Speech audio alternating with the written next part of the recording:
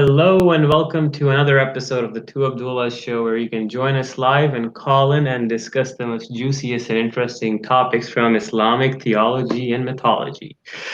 Today we have a very special topic for you, and it centers around the Islamic concept of paradise, which ironically seems to be so hedonistic that it almost resembles a heavenly brothel in the sky. Disclaimer that we will go into details about certain things that might not be the best or appropriate for viewers of all age. So again, 18 plus. With that aside, we will just give you a quick backdrop. So we will discuss today, what is the Islamic heaven? How many gates there are, how many levels there are, what do men get versus what do women get in heaven, what kind of foods, what kind of luxuries, and then some theological aspects at the end, and then try to tie it all together. Does this even make sense? So without further ado, I will have my friend Samir start the presentation, and we will get right into it. Let's go. All right. I hope you guys and gals are excited and ready for a jam-packed session of the Two Abdullahs. We have a link that I've created on my blog. If you want to support the show as well, check it out at the bottom there. It's abdullahsamir.com/blog/the Two Abdullahs call-in show. So you can support us financially to keep doing this. All right. So I think I've been watching too much Mufti Abu Lays. I'm like, all right. All right, the appeal of paradise.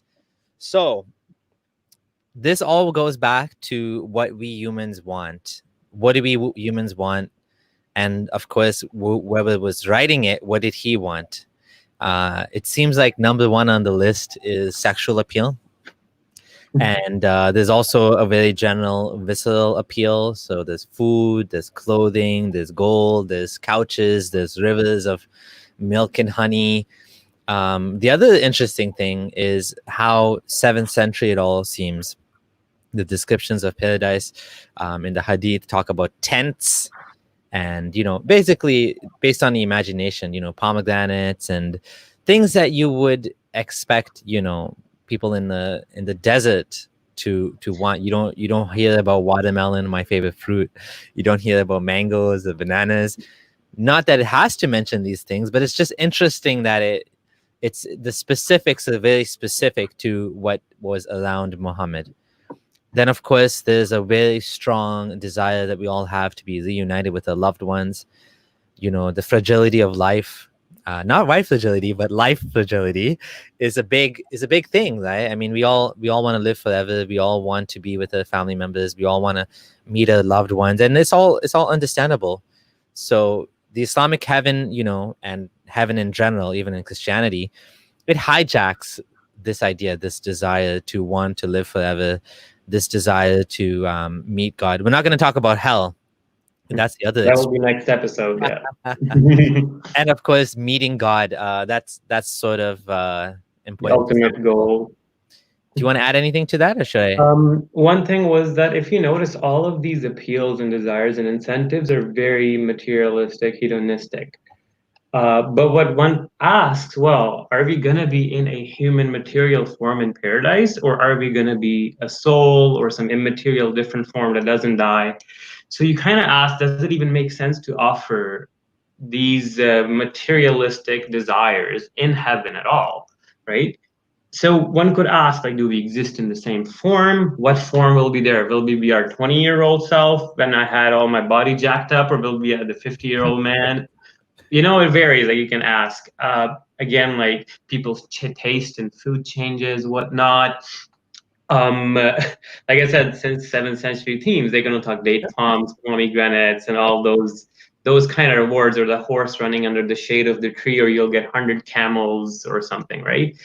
Obviously, you can also see one thing is the projection that he gives you is very 7th century, where if you were to try to imagine heaven in the 21st century, you could make astronomically more meaningful things or desires for yourself. So this kind of shows that this was just made up from the mentality of 7th century Arabia, and that's what's projected as heaven. But like, one other thing, for example, with foods and clothing, like, do we even get hungry in heaven? What's the point? Like I said, with the khamar, right? The intoxicant that doesn't give you drunk.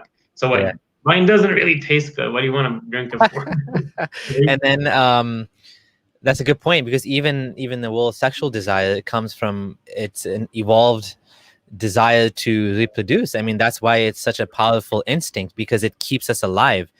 Not because it keeps us alive, but because it kept us alive, it became more and more reinforced to the point of it's one of the most powerful desires that we have as human beings. Because if we didn't, we'd be dead. And the ones who didn't have that desire, well, their genes weren't passed on. The ones that their genes were passed on. So again, you're right. It's just very silly, right? Like all of this is silly. I mean, to put it frankly, I don't know who said it. I think it's Christopher Hitchens, that offering pussy in the afterlife is one of the lowest things you can do. Yeah. Right. And I just the other thing too that I don't know if we're gonna go into this or not, is just how the human being in heaven is not you.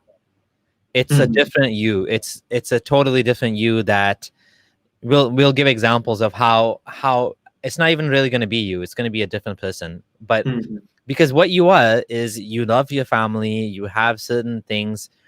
But in paradise, if your family is a disbeliever, suddenly now you're gonna have no empathy for them. You'll be laughing at them. So we'll go into that though. Yeah. So the question is it really gonna be you, or is it gonna be something else? Okay, I'm gonna play this clip about the 8 gates of paradise. So what this clip is gonna briefly show is a good animation. This is made by a Muslim, not a parody, although it might seem like a little bit, very well done. It's going to go different gates of paradise and how many people and which kind of people will enter through it. So you can play the clip now, meeting. I'd like to begin just with an introduction to the 8 doors of Jannah. There are, as the Prophet ﷺ explained to us, there are 8 doors to Jannah. And Allah describes in the Quran that there are also 8 doors to Jannah. We mentioned it in classes before. In Al-Bukhari, in the chapter of fasting, it names 4 particular doors. And these doors' names are Bab al-Salah, the door of prayer, Salat. Another door is called Bab al-Jihad, the door of striving and struggling with your might and blood and property in the cause of Allah subhanahu wa ta'ala.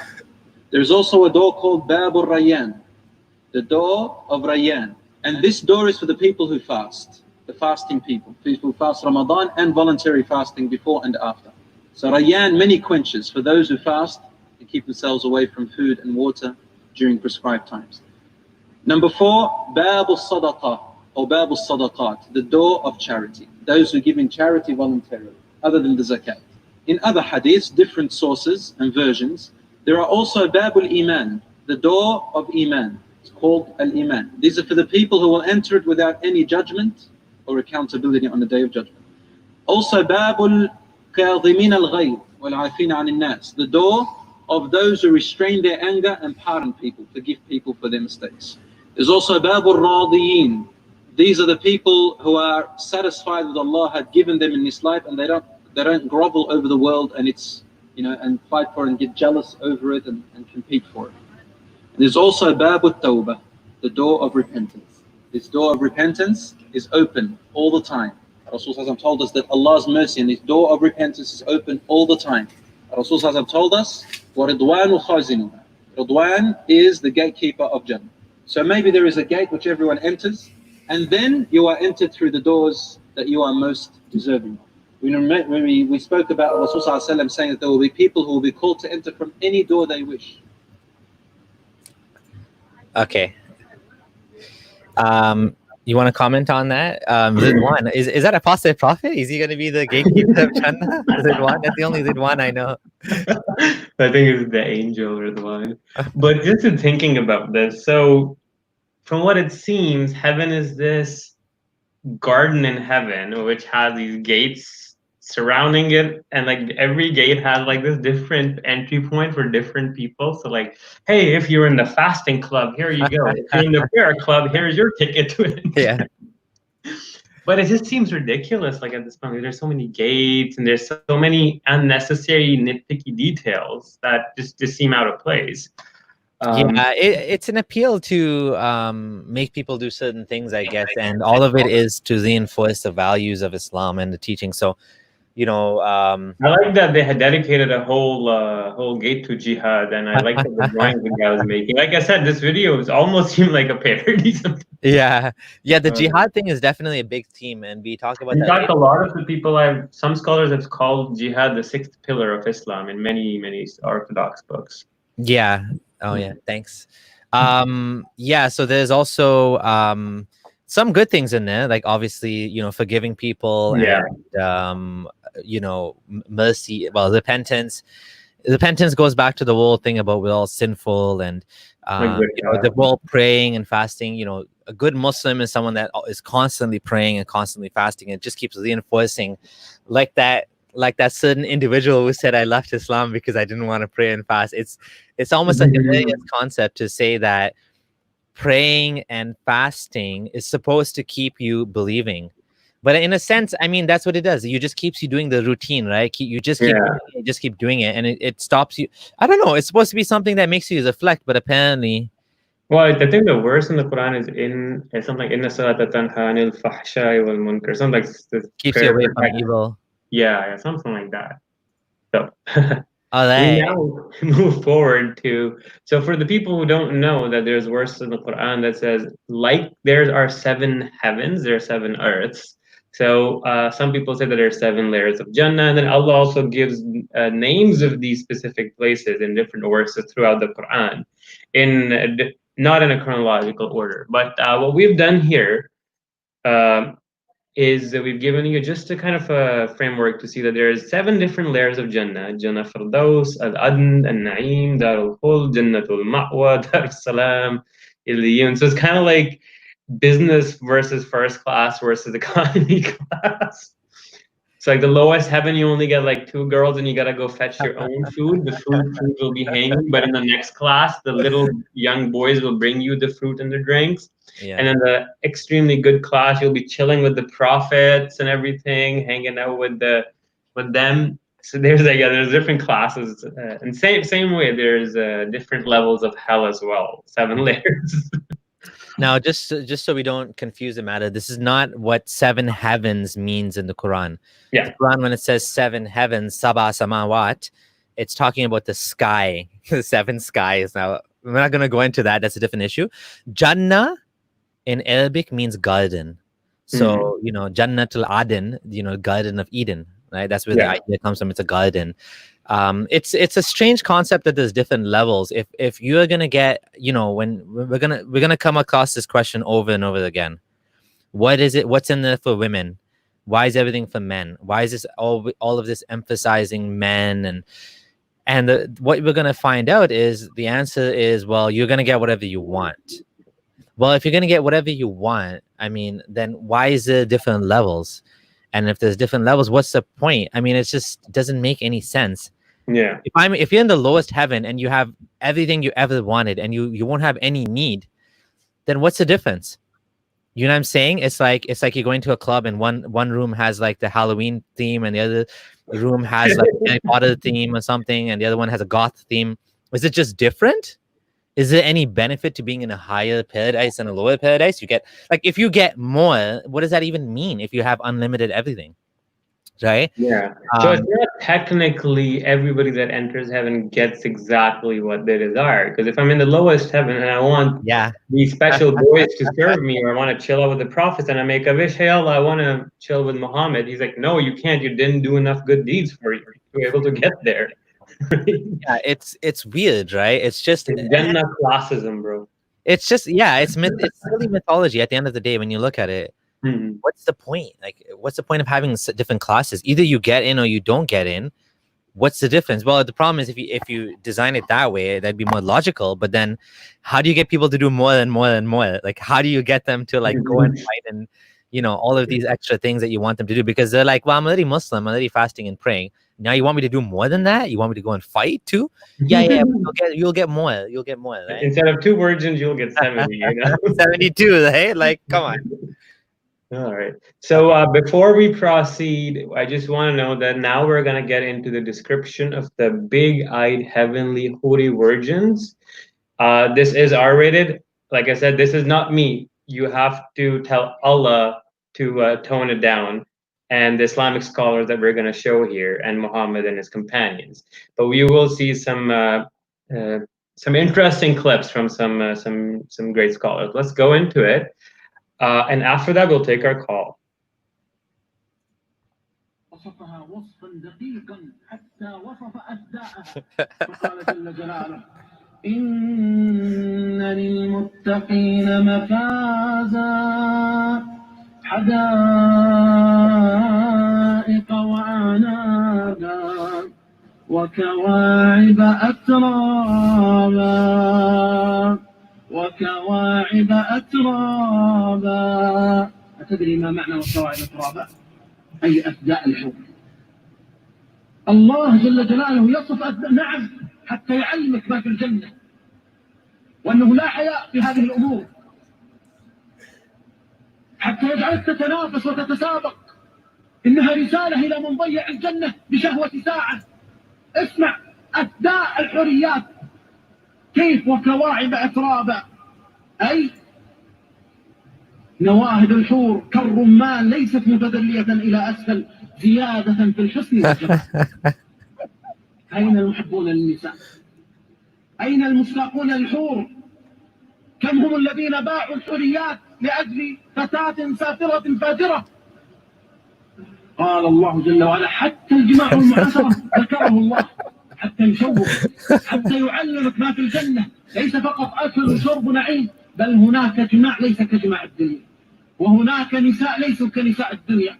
قال ربي جل جلاله إن أصحاب الجنة اليوم في شغل فاكهون هم وأزواجهم على الأرائك متكئون.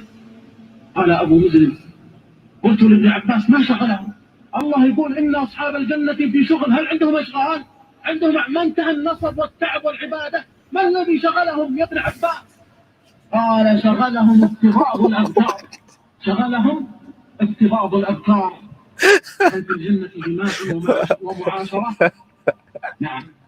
عن ابن عباس قال قيل يا رسول الله أنفضي إلى نسائنا في الجنة كما نفضي إليهن في الدنيا؟ قال والذي نفس محمد بيده إن الرجل ليفضي في الغداة الواحدة إلى 100 عذراء. 100 عذراء.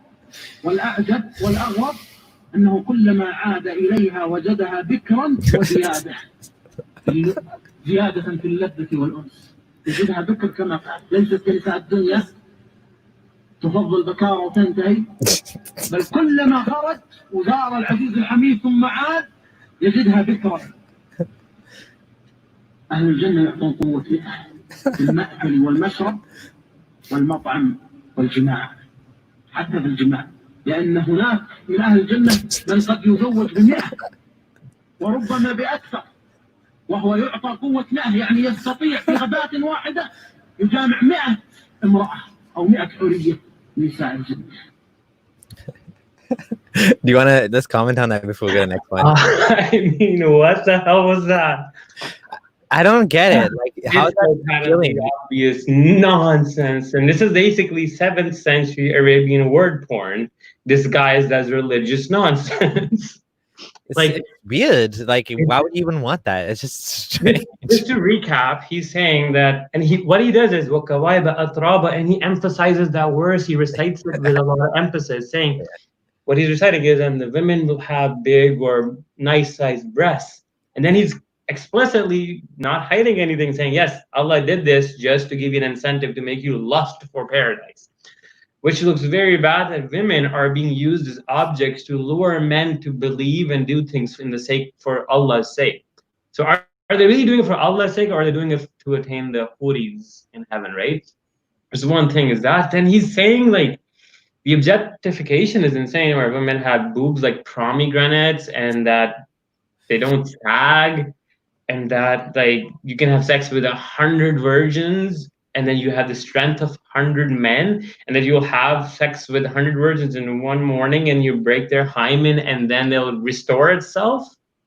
Like the obsession with virgins, and it's disturbing. Like it's actually disturbing. It's really weird, and I don't know. Coming from the West, I don't really understand that. Like this question says, what if you prefer women with some experience? Like again, it's just weird. It's just like the theology doesn't make sense, heads or tails. It's just weird. Yeah. Should I go? What if somebody likes saggy tits? Right? Like what? Is he forced to be stuck with kawaiba atraba? And right? it's like normally, you know, I mean, when you have sex, you're done and you move on with your life. You do other things. It's not like you just want to do it all day. It's just, why would you want to do it all day? I mean, yeah, it's just weird. Like, well, one of the reasons why, like we see, is a lot of times the people who undergo, like, if we assert that Muhammad was an epileptic, they go with hypersexual episodes, right? And this can manifest in the religious text, which is you can see showing up here, where he got obsessed with sex, that lingered into the heavenly descriptions, his obsessiveness.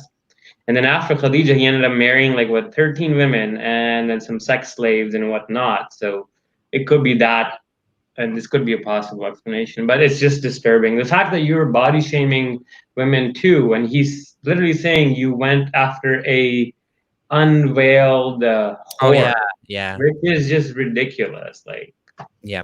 And someone asked a good question. What about hold on. Oh yeah, so someone said this is what jihadis fight for. Yeah, this is what jihadis fight for, because sexual frustration is an actual issue for people that join these things. You know, they don't let them date, they don't let them have girlfriends, boyfriends, or whatever. And then they tell them, well, this is one way you can get whatever you want, and then they take advantage of that sexual desire, right? Now, there was a good question here. I'm trying to find it. What about the women, the wives on earth? Oh, here, I found it. Okay. How about the real life wife? So basically, do you want to talk about this? Answer this question? Yeah, basically it said that the wives in heaven, their beauty will be magnified and they'll be even more beautiful than these hur. So I don't know. I don't even want to listen to these guys describe the believing women in paradise as if they're describing hurs like this. Like, yeah, it's just so weird. Like, yeah, women ask this question a lot. What about me? Like, yeah, my husband's going to be over there schooling number 1, number 2, number 3, whatever, up to 70. Yeah, maybe not 100, maybe 72, maybe not 72, maybe 2. Even if it's just 2, like, because Quran itself says that they'll have 2 mates. Now, what about me? Like, I'm his wife. What do I get? What's up with that? And you know, I think, I don't know if there's a hadith, but the scholars say something like what you just said. Basically, the wife will be even more beautiful. So then, what's the point? Yeah, it's just weird. Like, everything about this is so weird. Like, and like you want to ask, like, what's the subjective standard of beauty? Because what is beautiful for one person is not beautiful to the other, right? Like, that's the thing. It's such arbitrary nonsense. But anyways, the video on the right will go into more detail about the bodily anatomy of the hurs. I'll tell you that they don't sweat in mute because it's a minute long, so we'll quickly watch that and then we'll take a call. كأنهن الياقوت والمرجان فجعلهن للمؤمنين قاصرات الطرف لم يطمثهن إنس قبلهم ولا جان. أخي أتحبها؟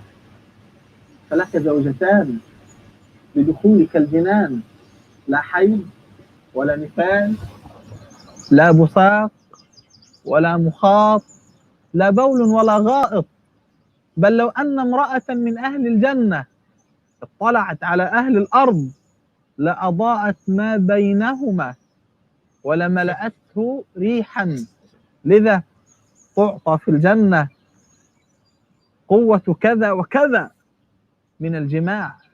قيل يا رسول الله أو نطيق ذلك؟ قال يعطى قوة 100 رجل،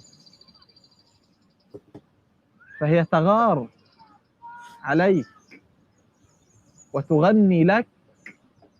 واسمع إلى قول الحبيب صلى الله عليه وسلم وهو يقول إن الحور العين لا تغنين في الجنة، لكن ليس كغناء كوكبة الشرق أو العندليب، لا، فيا من فتنت بالأغاني الماجنة ويا من استمع للأغاني الفاجرة لا تحرم نفسك من غناء الحور العين بصوتها الرخيم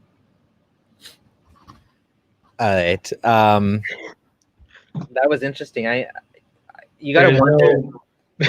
what gotta- are these houris? I'm confused. They, They have no yeah. urine, no excrement, no menstruation, no childbirth, no saliva. Well, what I'm wondering is, how do you have sex with someone who has no bodily fluids, like no saliva, like no lubrication? I mean, that's just weird. Like, it's just weird. Like, I don't know. These are like aliens or something. Yeah, like again, just one thing I need to reiterate to the audience here, that we're not getting off on this. It's just that this is so absurd. Yeah. It is so absurd. We're just trying to show you that. Anyways, let's go to the next slide. Next slide. And we will go to the Oh yeah. part. And then take some call. Do you want to take the Yeah, call? I'll take a call and then we'll go to the next part. Hello, Talal. Hi again. Hello. How are you guys? Good, good. How's it going, man? Good. So actually, you guys are showing already really funny stuff, and I wanted to go something a little bit philosophical. So now it feels weird, but I'll still go. Okay. So you both are aware of problem of evil, right? Yes. And how Christian or Islam try to answer that, and they sometimes use free will argument. And now when it comes to heaven, then free will just goes away. Because if you think about it, in heaven, what is happening is you can't be jealous of other people. You will not be fighting with other people. Even if you are in lower level of heaven, in Islamic heaven, and there are people 7 level above you, and you will be there in this hadith that you will be meeting in Bazar, and still you will be just so happy with each other. You will be greeting with each other. And then that just free will goes away. There is this predisposition, like Allah has put all of these emotions inside you and then has taken away. And that is really bizarre if you think about it. And then second point that I would like to mention is, you said, what is the objective definition of beauty in Islam?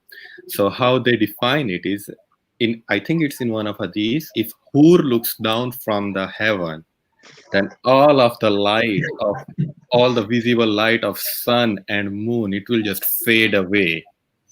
Okay, that's how that beauty is defined for the Hur. And then you can imagine that for the wives. But sad news for wives, because I read it somewhere. I remember when I was 10, 11 years old, I read this book about Jannah and how Jannah will be. And about wives is they will only get their husbands.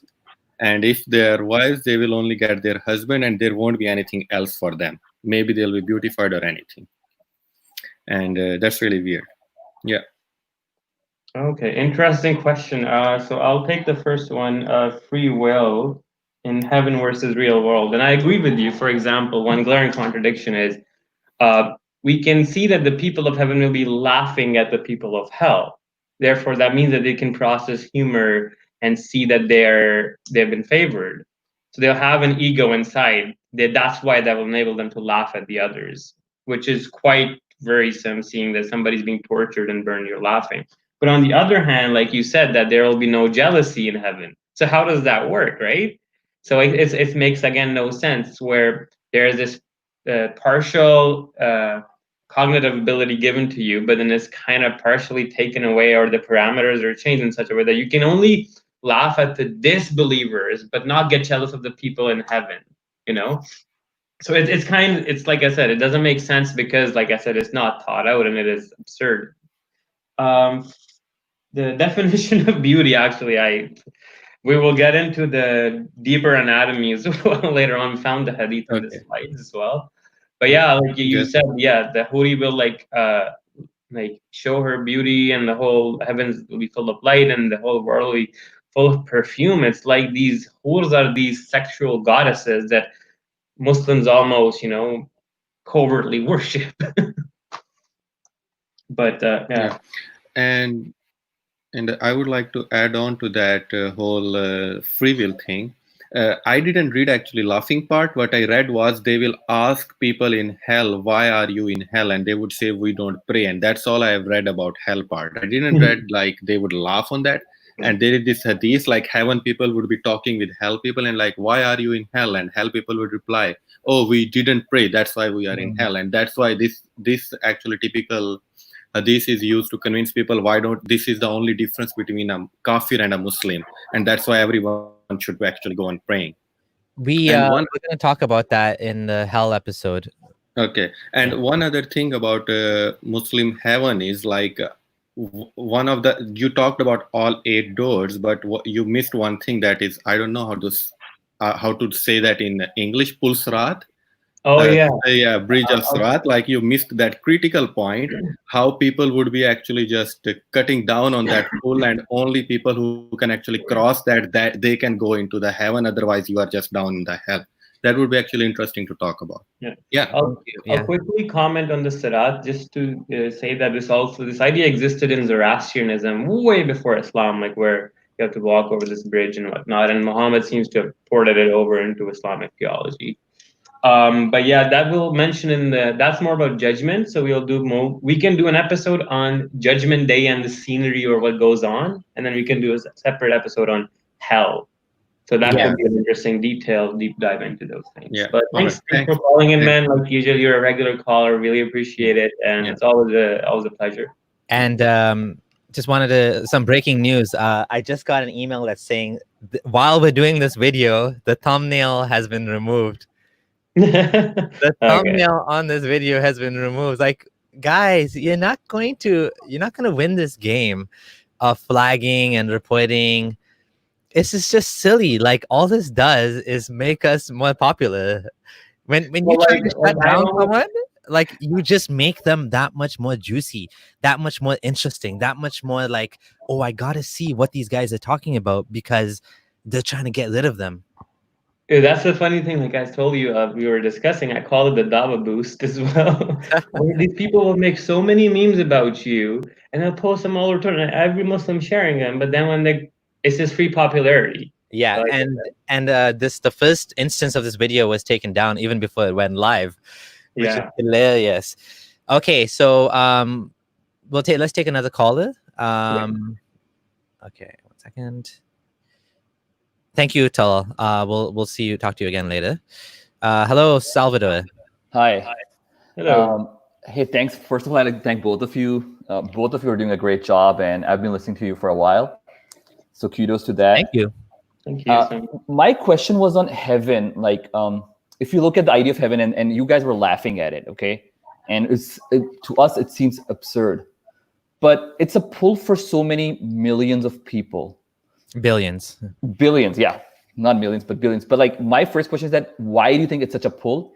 Even though when you look at it, it seems so absurd, the idea that you would have like these orgies happening all the time. So why is the number one such a big pull?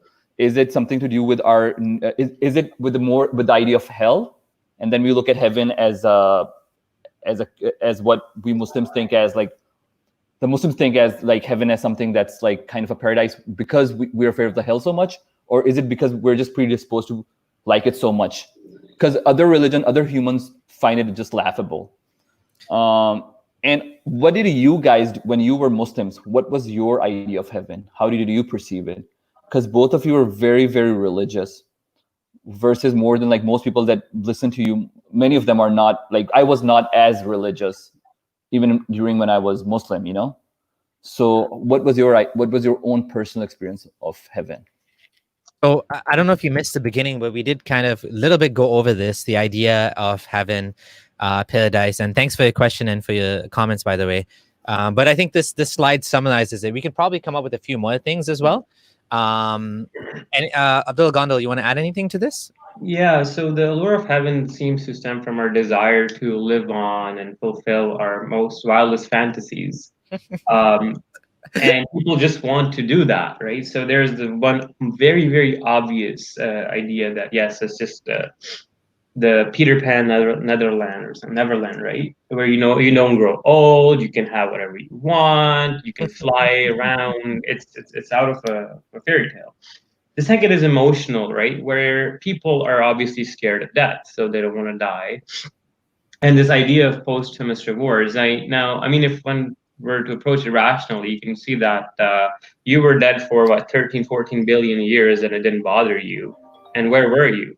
You just didn't exist in the form you are right now, right? So in that same sense, there's no reason to assert that they'll be any different when you die. You'll just return to the same state before your birth. But to a lot of people, this is very, very, very uncomfortable, and that has a survival psychological aspect to it, right?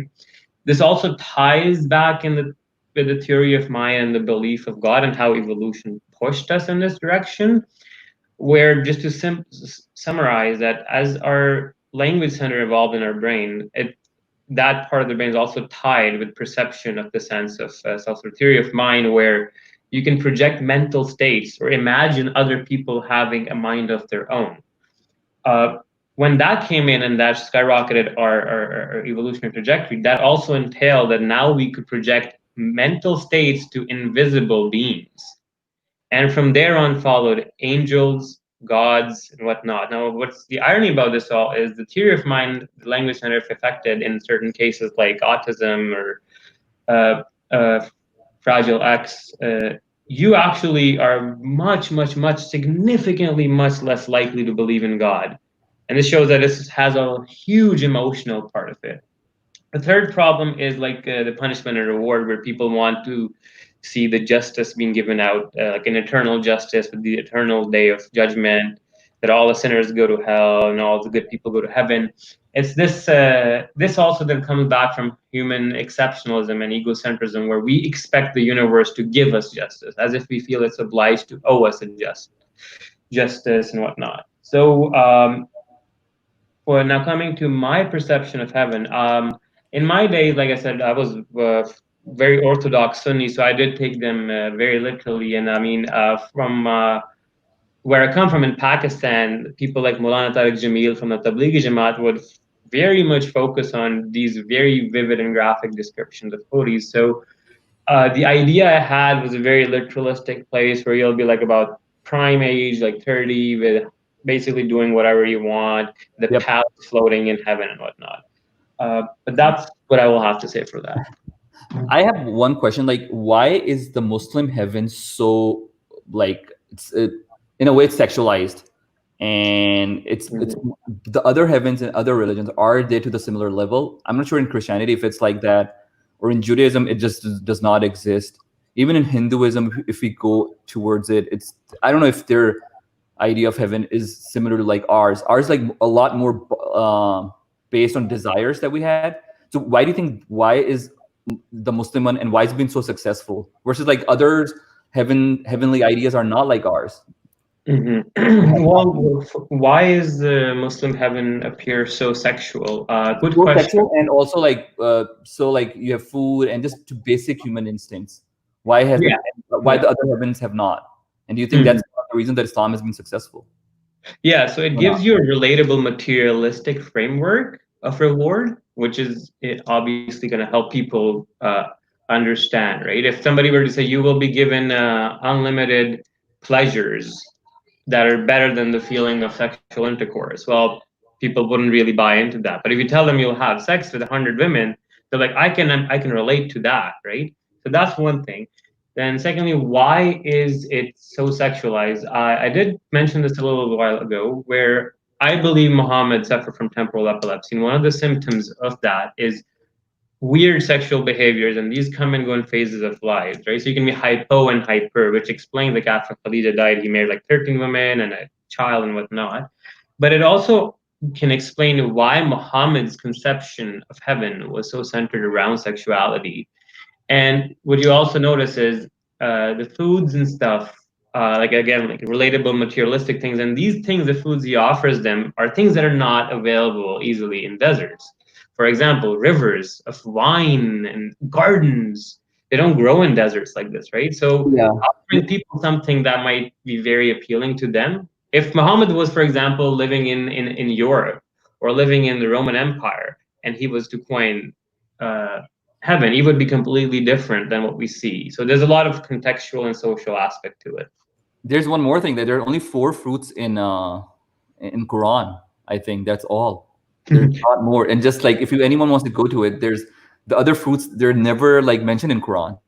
So it can just tell everyone that how Arab centric Quran is. Exactly.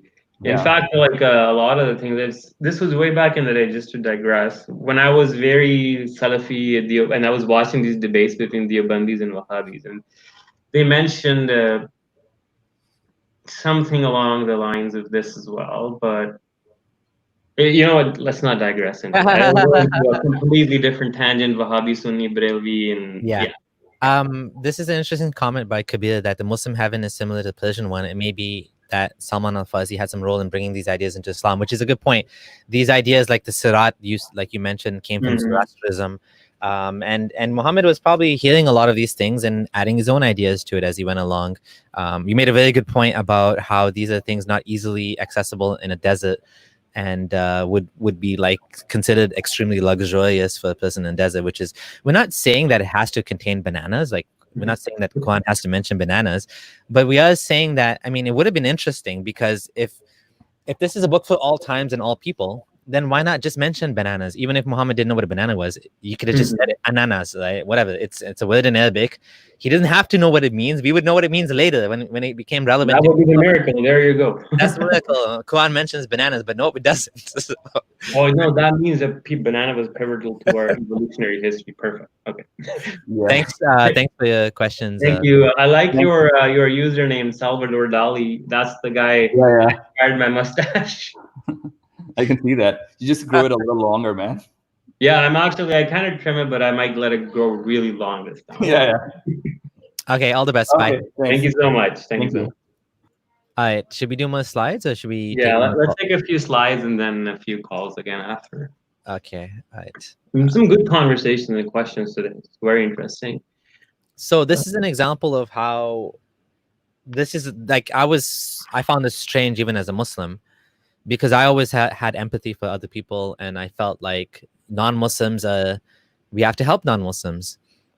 And it just seemed like, Muhammad, when he came up with this, was feeling angry or resentful or didn't like being laughed at. Mocking is haram in Islam. Oh yeah, and that reminds me, why are we laughing about these things? I just want to, before we get onto the slide, I just want to talk about this a bit. The reason we laugh at these things is it helps people to see just how absurd the ideas are. When you make fun of something that is supposed to be so serious, it gives you a different perspective. It allows you to get through to people that sometimes they have a barrier, and when something is considered holy and untouchable, and it's a sunnah, like Abraham did it. Ibrahim broke the idols, and then he put the big axe in the big statue's hands, right? And he said, "Oh, the big statue did it." Now that's mocking, that's being sarcastic, and it actually worked, right? It has an effect on people, makes them think. I mean, it got him thrown in the fire. But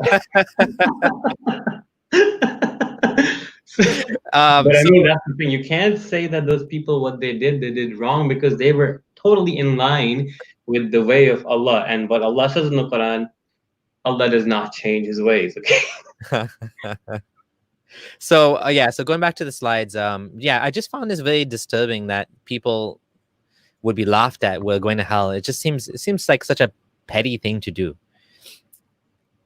I think a lot of the times it happens is Muhammad, because we see about 36, 37 verses in the Quran that people, when he'd recite the Quran, they'd call him he's crazy and all sorts of names. And they would basically laugh at them and make fun of him, right? So this is his childish, retaliatory way of coming back at them. You're laughing at me now? Wait till you die. I'll laugh at you in heaven. I'm going to be having the last laugh while you burn. It's the same thing with Surah Lahab. Surah Lahab. Oh, you're bothering me and putting things in my path. You're the one who's gonna have palm fiber on your neck. Yeah. And there was another one. I forgot. One of the famous non-Muslims, Walid. Was it Walid Ibn al-Marwan or something? I forget what it was. But he was writing poetry, and then the Quran says he's gonna go to hell, and the Quran says he's gonna be crushed in hell. Do you remember what I'm talking about? Abdullah ibn Abi Shar, the guy who was described that left? No, not him. This was one of the chiefs of Quraysh. Oh, Walid Mughira? Yes. The Quran actually attacks him as well as kind of like a comeback. Oh, you're making poetry about me. I'm going to crush you in hell and this and that. And then there's another example. The non-Muslims used to say about Muhammad, you were cut off. So he said, no, you were cut off. I'm going to have... Yeah, we're You gonna just talk about use God to insult people for you. we're gonna talk about al-Kauta. So you guys are gonna be cut off. I'm gonna have al-Kauta. So we'll get to that. So yeah, I just want to show how petty this is. I mean, this is so unbelievably petty. Like, I'm not laughing at someone that's being punished. If someone did something bad, like if they deserve a punishment, you're not. Why would you laugh at them? It's just messed up. It's just like, Yeah. and the companions of the fire will call to the companions of paradise, pour upon us some water or from whatever Allah has provided for you. And give me one of those bananas that doesn't exist in Jannah. They will say Allah has forbidden them both to disbelievers. So again, it's like you're blocked from, like, you're told to feed poor people here, but in hell, you have the most evil monster that's torturing them, and you can't even help these people. It's so sad. Like, this is psychopathic at this point, where these people are seeing people in hell tortured in the most gruesome, unimaginable way. Just to unite, the least punishment would be you'd be put sandals of fire and your brain will boil. Yeah. The Quran goes into their chains thrown on them, 70 cubits long. They have iron rods. Their heads and their bellies are boiling from the hot oil being poured over their heads. Insanity, psychopathic insanity is described in the Quranic hell. And what we're told here, that these people in heaven will be just sitting, watching all of this, laughing and mocking. That is very, very disturbing. Yeah. All right, we'll take 2 more slides and then we'll take questions. Okay. So, like this one caller mentioned earlier, I think it's Talal. He said that it will be this market in heaven, and I was surprised. Yeah, there is a Sunday Bazar in heaven, or Juma Bazar, whatever you want to call it, whichever part of the world you come from. So let's read this. The Messenger of Allah said, in paradise, there is a market to which the people will come every Friday. So Juma Bazar, okay, not Sunday Bazar. The northern wind will blow. So there's a north and there's directions in heaven, okay, and shower fragrance on their faces and clothes consequently. So at the doors of this market, there's these automatic perfume dispensing machines just chilling there. Kind of like, yeah, okay. See, miracle. Allah knew about the automatic. It'll enhance their beauty and loveliness. But why? I thought everybody's already like insanely happy. We're all just like stoned out of their minds and blissful. Why do we need to get like more beautiful? What beautiful? Like, what does that mean? Why is beauty so important? Why is something such visual, superficial so important to Allah and the believers, right? It just shows how naive and lame the whole idea is. Anyway. And honestly, like, if you showed me, like, a perfect, what someone would consider a perfect 10, whether male or female, that's it. Like, you can't get more beautiful than that. Like, you can see the most beautiful sort of, skin complexion, beautiful hair, beautiful skin color tone, whatever that is to you, your specific, what appeals to you. And then that's it. Like, there's no more beautiful than that. That's just it. Like, that's it. Like, how can you get more beautiful than the most beautiful? Like, it doesn't make any sense. Exactly. Like, where's the level benchmark? Who's the reference point for beauty? Is it Yusuf, the guy with the most beautiful women cutting his hands off? But even then, like, can you go above that? Like, what would make someone that you would consider a perfect 10 even more beautiful? Like, nothing. Yeah. They're already a perfect 10. They have a beautiful body shape, the right, even the fact that certain things you find attractive, like they talk about pomegranate breasts or whatever, that is all evolutionary. That all comes from the fact that these are evolutionary markers that, for example, men find certain, things attractive that, even though we may not, be like overtly thinking, oh, this is a signal of good health. These are signals of good health. These are signals of reproductive ability. So, certain hip sizes or ratio, there's a certain ratio of hip to waist size that men, universally throughout all of the cultures and all over the world, they find attractive. Why is that? That's coming from millions of years of evolutionary, adjustments for us to try to detect. And women do the same thing. For women, they're looking for an hourglass. What do you call it? Like a broad chest, big shoulders. There's feel protected. Yes. Yes, and evolutionary trajectories. Yeah. Even to this day, even though it makes no sense, like from practical purposes, women tend to like taller men. Why? Yeah. Why? It's an evolutionary thing, right? Yeah, Exactly. There's a history behind it that maybe doesn't make sense anymore, but it's still there in the back of the mind. Talking about tall guys, we'll be giants in paradise. You'll get to that hadith too. So women, you will get giants. Yeah, and so I just think if people realize, in some ways, evolution doesn't just destroy Islam in the way you think it would, because of like Adam and Eve not making any sense. It destroys Islam every religion in so many other ways as well, because it shows you why we are the way we are, and the way we are is because of survival, anger, all of these emotions that we have. Mm-hmm. Jealousy is a survival instinct. It's there so that your partner, let's say especially women to men, because men tended to be the providers through history, if the man runs off, and the man it's easier for a man to run off, and we see a lot more single moms and single dads, because the woman is stuck with the baby, because she physically has to deal with the baby being inside her womb for 9 months.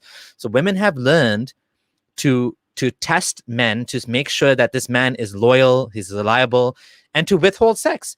And men, the ones that stay are the good ones, are the ones that you want to partner with, because they will take care of the family, they will bond, they will be there for your kids and all that. But for the man can actually easily run away. So we find jealousy has evolved, because jealousy is there to make sure that your man, and it could be with women and women too, does not run off, does not go and spend his resources on another woman. And for the man, that your wife, and for the man too, it's so that your wife doesn't go and get pregnant with someone else's man, and you are now raising someone else's offspring without even knowing it. So all of these things about jealousy, about our emotions, we can understand all of this from evolution. Evolution will teach us and teaches us why we are the way we are. And now when you say in heaven, all of these things, there'll be beauty, it doesn't make any sense. None of this makes any sense. What makes more sense to me is if heaven was some sort of like spiritual experience, where you're just hanging out and kind of like being one with God, or whatever, the idea of nirvana. To me, that makes a lot more sense than going shopping at the mall and this. I mean, yeah. See, Allah predicted shopping mall. Maybe that's why. Okay, so I'll finish this hadith. Yep. So the fragrance and clothing consequently will enhance their beauty and loveliness. They will then return to their wives, who will also have increased in their beauty and loveliness. And their families will say to them, "We swear by Allah that you have increased in beauty and loveliness since leaving us." And thereupon they will reply, "We swear by Allah that you have been increased in beauty and love." Honestly, you know what I would call this? This is brain damage. Like, you look more beautiful. No, you look more beautiful. Yeah. Like, what? Or maybe it was like something in the market, the perfume they sprayed, it was some drug or something that makes you things perceive more beautiful when you look at them after. This is such ridiculous low-level moronic nonsense that I sometimes I don't know how people buy this, man. Like, you know how. It's just I've been there, done that. All right. Hey, we have a caller. Confirm Jahannami. Welcome again. Hello. Hello. Confirm Jahannami. Can't hear you. Sounds like your microphone's not working. Oh, there we go. Yes, now we can hear you. Oh, okay. How are you guys? Good. How are you doing, man? I'm good. How's the heat? The heat. You want me to pour some water on you? You can laugh at me from Jannah. The entire heaven idea really turned me off of Islam. First, because I didn't like the idea that. First, I didn't like the idea that I can't be done with it. Like, it's gonna go on forever. Like, it's a party that you can't leave. Like Christopher said, right? It's a party that you can't leave, and that's It's weird. like Islam, man. You join, you can't leave. Yeah, it's insane. The thing that really started the thought process for me was, well, I never asked to be here. Like, I never asked to be made. I never asked for this test to begin with. So it doesn't seem fair to me that I have to go through this test. Let me just die and be done with it. And every time I ask this question from preachers and my local imam, they would get pissed at me because they didn't have an answer for it. That I don't want to go to heaven. I want to be done with it. And there have been so many times that I've had the opportunity of getting laid, but I was like, nah, I'm gonna go to hell. I'm not gonna do this. I'm gonna avoid this. And now I look back and I'm like, damn it, I should have taken my shot. Yeah, this so is a good point. I mean, it creates an unhealthy relationship with the opposite sex and reduces mating opportunities, frankly speaking, right? And I just want to say that, I hope that you sound like an ex-Muslim, so I hope your life is going to get better now that you don't have to believe in all this. I'm pretty sure scholars would just say, oh, but in heaven you won't want to end the party. So again, it goes back to the same idea of it's not going to be you anymore, because whatever you want, like if you're gay, you can't be gay in paradise, so you won't be gay anymore. Well, here's the thing, though. There is a disagreement over the homosexuality, because you will get to the boys in paradise. well, I'm biased, so that's awesome. Okay. Yeah. Yeah, it's a lot. But thank you for your call. It was nice talking to you. Do you have anything else you want to add, or is that's you it? want to add anything? No, I wrote something down. Now I've lost it. Okay, that's fine. Call back if you need Comment to. Yeah. quickly that it is quite interesting that you lost your faith due to reviewing the Islamic conception of heaven. But most of the people, they go the opposite way. They become more religious because they really, really want those houris, right? But I have realized that it depends on what age bracket you are. If you're a very young adolescent, teenager, you're very, very likely to be impressioned by this stuff. Then let's say you're married and you're 25 and you've had your sex and lost your virginity, this is overhyped, this virgin modesty culture. Yeah. So, I mean, honestly, that doesn't, to me, it's the whole incentive of having so much sex doesn't make any sense whatsoever. Yeah. And one thing you said that eternity, right? Like, nobody wants to live forever. Like, what's the, think about this. Also, what I find weird is you'll be living forever and ever and ever based off of something that is so minuscule in the sense of life of this world, like the blink of an eye. After living for eternity, won't you be like, man, can I wish to go back to a simulated Earth to make? Can you make that wish? Right, like a simulation. Maybe you make the wish in Jannah. Allah, I want a virtual, photorealistic reality to relive my life for a. You can, you know what I mean, right? No. Yeah, we have a lot of imaginations, and it seems like the idea of heaven definitely doesn't cover it all, but the catch-all, you'll get whatever you want, doesn't even make sense, because some things are haram and you can't have that. So I don't know how that works, but yeah, can we have anal sex in Jannah? See, it's haram, so apparently you'll be purified of having any sort of desires like that, right? That's the claim. I remember I found the question that I wanted to ask. In Pakistan, there's this imam. His name is Engineer Mirza. So yeah, you might have heard of him. I've heard of him, yeah. Yeah. So someone asked him that if the same thing that you guys were saying, that what would women get? So he's like, the answer is simple. If a woman desires more men, Allah will make her a man so she can have more women. Wait, what? Yeah, he said that if a woman desires more men, Allah will make her a man so she can have more women. She can have women. That is freaking weird. I know that. Yeah. Man, that's some next level mental gymnastics. That's freaking weird. I don't even think that would appeal to anybody. That's like saying this is so patriarchal and so male centric that Allah says that if women want something similar, He's not just gonna give it to them. He's gonna flip their gender to the male gender. this implies that the male gender has so much privilege over the female gender in Allah's eyes, that the discrimination follows in not just in this world, but into heaven. Yeah, and now again, I've never heard this before, and neither has Abdul Gondal. So maybe this was his own sort of weird way of dealing with it. Like, I don't know, like I've never heard scholars say that. But yeah, that's interesting. Thanks for sharing that. Thank you so much. Thank you for having me. I'm enjoying today's stream a lot. We're getting so many interesting point of views and things that we've never heard of. Yeah. Hello, Magnets Trouble. Hi, how are you? Good. How are you? Good. How are you doing yourself? Yeah, I'm fine. I'm from Virginia, just your neighbor. Yeah. So, are you in Saskatchewan or where? Sorry, what? We're in Canada.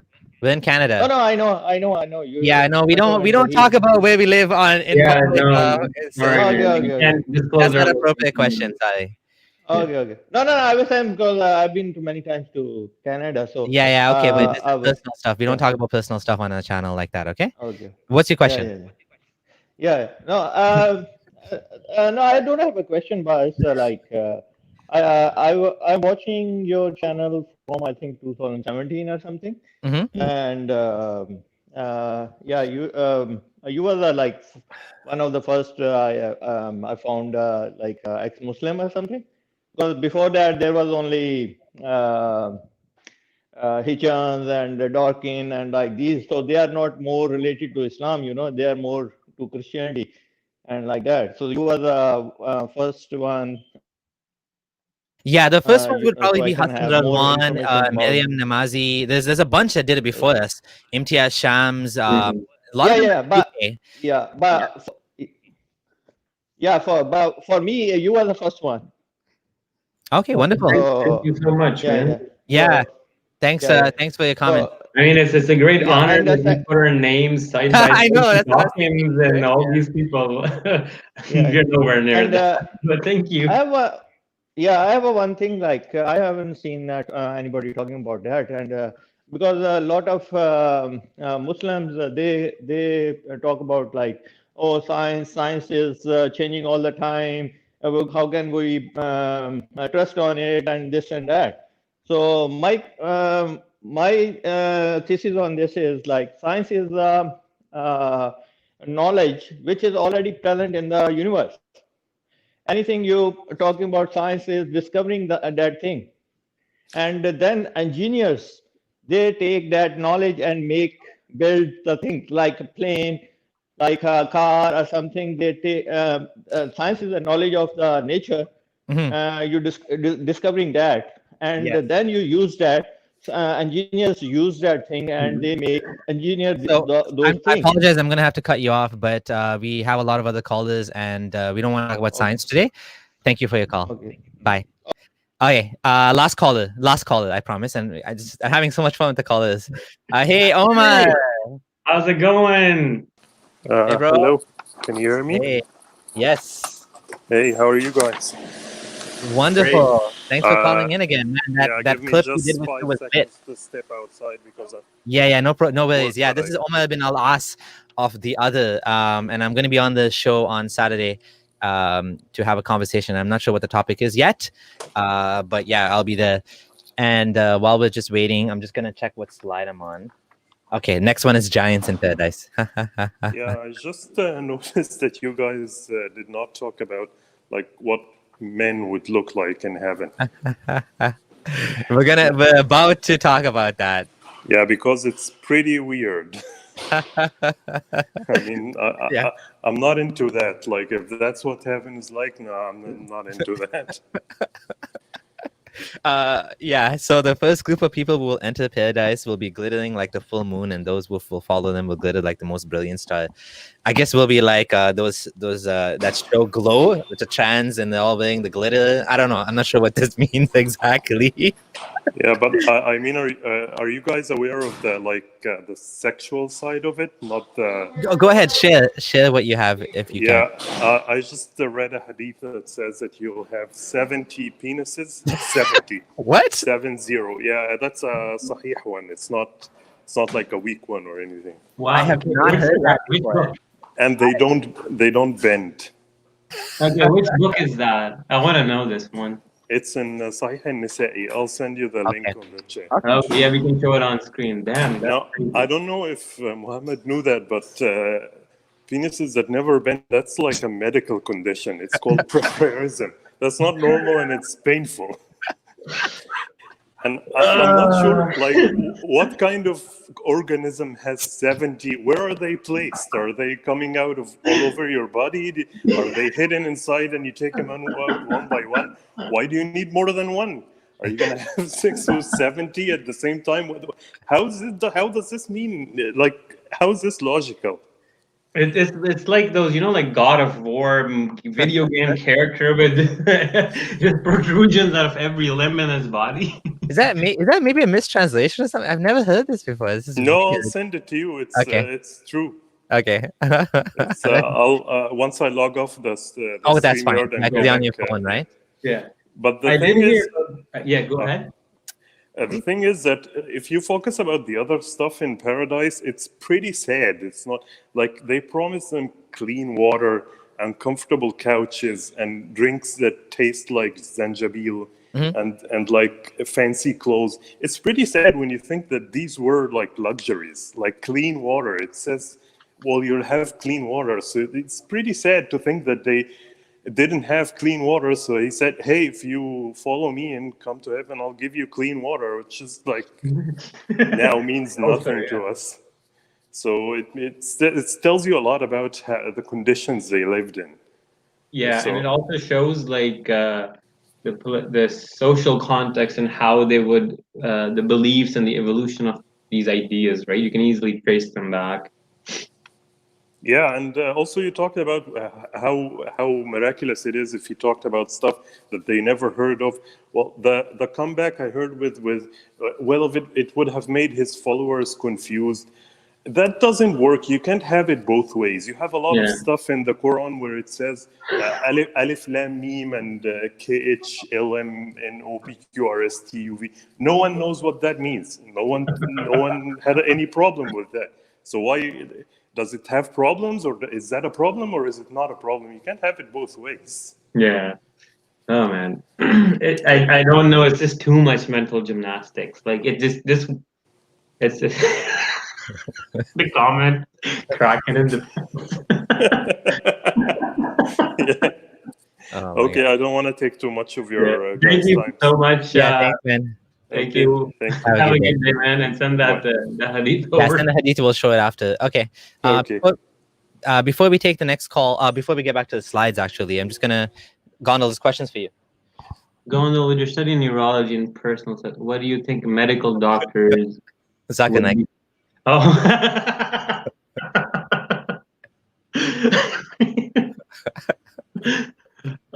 Brother asked a very good question. Where's we need to do a special episode or have him call in and do his Zakir Naik accent. So next slide is giants in paradise. Yeah, this is a weird, I don't know what to call this fetish of Muhammad. Everyone becomes a giant, and even in hell you become a giant too. We're going to talk about that. There is a neurological basis to it, where a lot of people who have epilepsy are going to have hallucination. Like you see the man covering the horizon, Angel Gabriel. It's a thing. Just to simplify, images are stretched in their perception sometimes, and then there's also a syndrome called Alice in the Wonderland, where people perceive themselves with necks like 20 feet long. They're not actually that long, but this kind of body dysphoria or this weird perception could have played into it. But then again, there's a mythology of giants that existed prior to it. Like I said, it's just a bunch of things, and this is where I'm speculating, but just one thing. Yeah, again, it's just weird. Let's just say that. There'll be combs of gold. Their combs will be of gold. What? It's an obsession with luxury. What? It's a luxury obsession. Will smell like musk. The aloes wood will be used in their centers. I don't know what that means. Their wives will be houris, okay, and they'll look like Adam, 60 cubits tall. Does it seem like meeting God is almost an afterthought in the Islamic heaven? Yes, it's mostly about focusing on the other like rivers of heaven, rivers of wine and milk and honey, and obviously the number one thought is. We're gonna get to that. Yeah, Muhammad loved his musk, eh? Just everything about musk there. It's okay. So I just want to know what color hair they will have. If they have combs of gold, will they have black hair, brunettes? all types. And even this whole thing about Adam being 60 cubits tall. I mean, that's weird. Adam like 60 cubits. Oh, it's impossible scientifically, that because if you make the size of something go up, the insides and the heat is not actually double, but it gets to like a square root of the function. What about dinosaurs though? What about dinosaurs? Yeah, so there's a huge like there's a video by Kirsty Gast where he'll explain how bigger animals do that. And also there's a thing where earlier in the Earth's atmosphere, there was a lot more oxygen. So if the organisms were too tiny, they'd die of oxygen poisoning. So therefore, they had to enlarge their size to be efficiently using the oxygen. So therefore, the growth in size. The oxygen dropped, and then also that played into the reduction in size. But there's a huge problem with the heat. If you increase the size of a mouse to the size of a human, it explodes. It will spontaneously combust. So this is a channel if he's talking about. This is an amazing channel. Amazing channel. I love his videos. He has a big video of like resizing or something, but he'll explain that in detail. Absolutely amazing channel, I have to say. Yeah. Okay. Oh yeah, this is an interesting one. Narrated the messenger of Hugo Boss than Musk. I said the messenger of Allah said, "I saw Jafar flying in paradise with the angels." Okay, so we can fly. That's dope. Again, it shows like people were fantasizing about humans not being able to fly back in the day. So obviously they should fly in heaven, but now it loses the lure because we can not only fly, we can go to fucking space. I think the connection too with Jafar was both his hands were cut off. Okay. I did not know that, but that's interesting. We have a super chat. Mo was able to predict Attack on Titan anime. So yeah, we'll go to the next slide. Do you want to? You can do this one. So, and we will remove whatever's in the breast of the resentment. So they will be brothers on thrones facing each other. So we're gonna be on thrones facing each other. Yeah, boy, you like my throne? You got a throne too? Yeah. And we're just like sitting there facing each other, and we're not gonna be tired. We're just gonna be like sitting there all day. Yeah, boy. Yeah, that's what my kids say. Yeah, boy. It's such a boring concept. Like, I mean, I'm just thinking about it. How creative Muhammad could have been, possibly, and how the lack of creativity we see here. It just if that 70 penises thing is true, that's very creative. I mean, that's like next level creative. Like I've never seen that, but yeah, that's creative. I've heard about it, but I don't know. But then again, there's a lot of the things there's a lot of hadith lost in these obscure books like Musannaf ibn Abdul Razzaq, ibn Abi Shayba, Musnad Ahmad, all these big books, right? So they're just being translated. Musnad Ahmad actually 30,000 people. It's just started to be translated on Sunnah.com. That's so true. A lot of these things, like I said, Omar, he's an Arab, so he can find the sources and read them. We can't because we are relying on translations. So who knows what else crazy stuff about this kind of descriptions lies for it to be shown to the world. All right. That shows Muhammad Islam. Garments of green silk, bracelets, and couches. Well, where's the jeans, man? The leather jeans, the onesies, you know? So yeah, again, this is probably what Muhammad wanted. So I don't think we have Muhammad much. and the Arabs fantasize about this clothing. And I guess this also makes sense because the people in the empires around them, like especially the Persians, they would have that. And if you notice in the presentation neuroscience, one of the narrations mentions that when Gabriel came to Muhammad in the cave of Hira, he brought a silk cushion with these brocade linings for him to sit on. So that the link to these kind of thoughts is found in Muhammad way before he even claimed prophethood. And it also has a socio-political aspect, like I said, Persians and whatnot. And obviously Salman Farsi could have given him, then he also would receive gifts from people around him. So that would put ideas in his head to get a little imaginative. Oh, good point. A very good point. What's the point of having two thrones? Isn't the idea you should have one king on one throne? Yeah, that kind of defeats the point. If everybody has a throne, you no longer anything special about it, right? Yeah. Couches and thrones. We talked about thrones. We talked about couches. Rivers flowing. Okay. Okay. We also, silk is haram for men in dunya, in this world. Yes. They can do it in heaven. Yes. Same with gold. And saffron dyed clothes. And one more comment I want to read. Throne is a symbol of power over someone. What's the point of that in heaven? Exactly. Again, exactly. You have these boys serving you. So do you want? I think we might disagree a little bit on this, but go ahead. Yeah. Yeah. So I mean, I'm not saying anything. The verses don't imply anything sinister per se, but it's just weird that Allah says, "Immortal, handsome boys will be circulating among them eternally." And then they will be giving them drinks and stuff. So in Surah 76, verse 19, they will circulate among them young boys made eternal.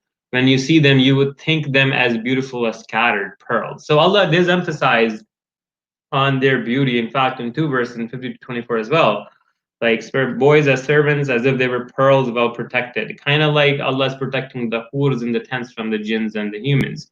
So it's very interesting why there's these young, beautiful boys giving out.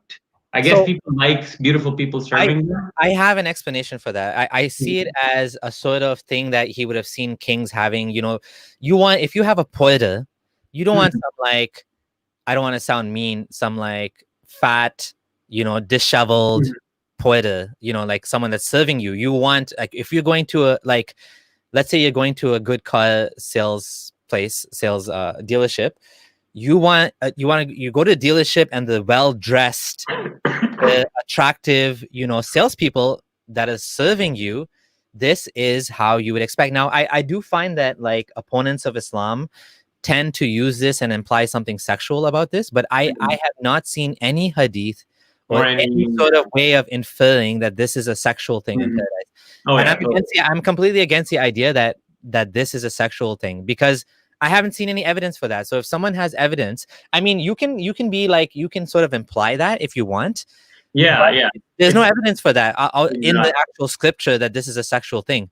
Like, if anything, homosexuality is considered like a sin and it's considered like a bad thing. No one could ask that if you want to protect and be celibate in your life, then when you get to Jannah, can you ask Allah as the wish, or that Allah will take the homosexual tendencies out of you and you only like desire straight people? That's the thing. You're not going to be you. Whatever you are now in paradise, you'll be a zombie version of yourself that doesn't love your family members anymore if they're in hell.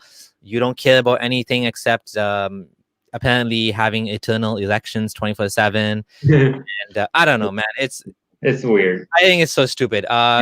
Take a couple more slides and we'll take some calls, because it's a couple. And the next slide, I think I added details about who these heavenly young boys are. So I just want to quickly skim through some of them, just so people know, because they have some similarities with houris in terms of their creation, which is quite interesting. So it says from Ali ibn Talib and Hassan al-Basri that these are the children of the Muslims who died in infancy and have no good or bad deeds on their records.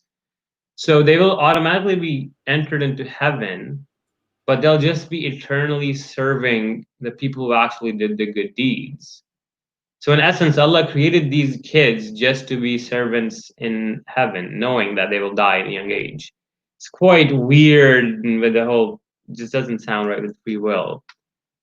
Salman said that the children of the mushrikeens are the servant of the people of paradise. Now this is even weirder, because now it seems that making the boys as servants is a punishment upon the boys, or at least it seems like an emotional punishment on the people, like in hell. For example, if I'm in hell and I see my boy being used as a servant to serve the people I was against, it kind of looks, and then the whole idea of showing people of heaven and hell, them looking at each other, it could be that, just a pun or like a provocative thing by Allah, another form of emotional trauma for the people in hell. And then he says they have no good deeds, so that's why they're put in this situation. But then again, in other hadith, it says that Allah doesn't admit people to Jannah because of their deeds, but because of His mercy. So again, just to be clear, it like a lot of those scholars are saying there's no basis for this opinion. So this is one opinion, which is a weird opinion, but it's in the text. But it's just a lot of scholars disagree with this. So this is not the consensus. The main consensus is, the main idea is these are a special creation, kind of like houris. They're basically servant boys that are made to serve you. Yeah.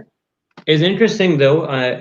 Here it says by Ibn Taymiyyah, he was asked about this, and he says the people of the boys will go around among the people of paradise who are created for paradise. So they were created for paradise. They're not from before. They're not the children people of this world. So they're kind of like houris.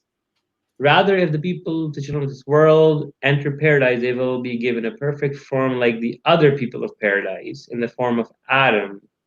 Okay. But then Ibn Qayyim says, it is most likely that these boys will be created from paradise, like Al-Hur al-Ain, as servants for them. They're not their children. By Allah's grace, He will cause their children to be served alongside them, not to become servants to them. Like I was mentioning earlier, it doesn't make sense, right? Yeah. But yeah, like I said, it's just to show that the origins of these boys is very conflicting and vague. I want to say that, again, this is a common attack made by certain types of people. And the type of people like Christian Prince. And I just want to make it clear that when you do this, you are creating a straw man of Islam. When you are saying that this is a sexual thing, no Muslim is ever taught this, okay? No Muslim, no scholar. Like, look at like Abdullah Gondal added this slide from Islam Kuwait. Just to clarify, where does it say on Islam Kuwait this is sexual? Where did any Muslim scholar, like, if you're gonna make up Islam and then think you're so cool that you defeated it, you haven't defeated anything. You defeated a straw man, and the Muslims are laughing at you because you've just changed the religion into something you wanted. You made a straw. I mean, that's why it's called a straw man. Like, let's represent Islam for what it is, and then attack that if you want to attack it. Like I said, I have never heard this being misconstrued as homosexuality ever. The only time I have heard it, like you said, is Christian apologetic sites that are like, I'm not gonna name any site, but just. Actually, it's in the comments that I was asking, where's this? Apparently, it says the boys don't bleed, and I said, okay, well, where's the hadith? And Black Angel said CP showed it, and the DCCI ministries team confronted hijab with it on Speaker's Corner. So I'm, like any other religion, there's very obscure, weird things you can find, and it doesn't mean that's what is actually. That's not.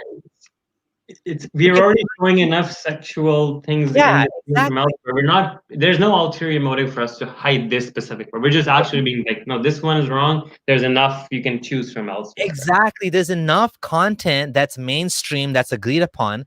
You don't need to make up shit. You know what I mean? Like, you don't need to dig in, whatever, 1,000-year-old books to find some strange, weird opinions and then present that as if it's mainstream, right? And it's not. I mean, if you want to say this is a weird, obscure opinion, that's fine. But it's presented as if this is what Muslims believe.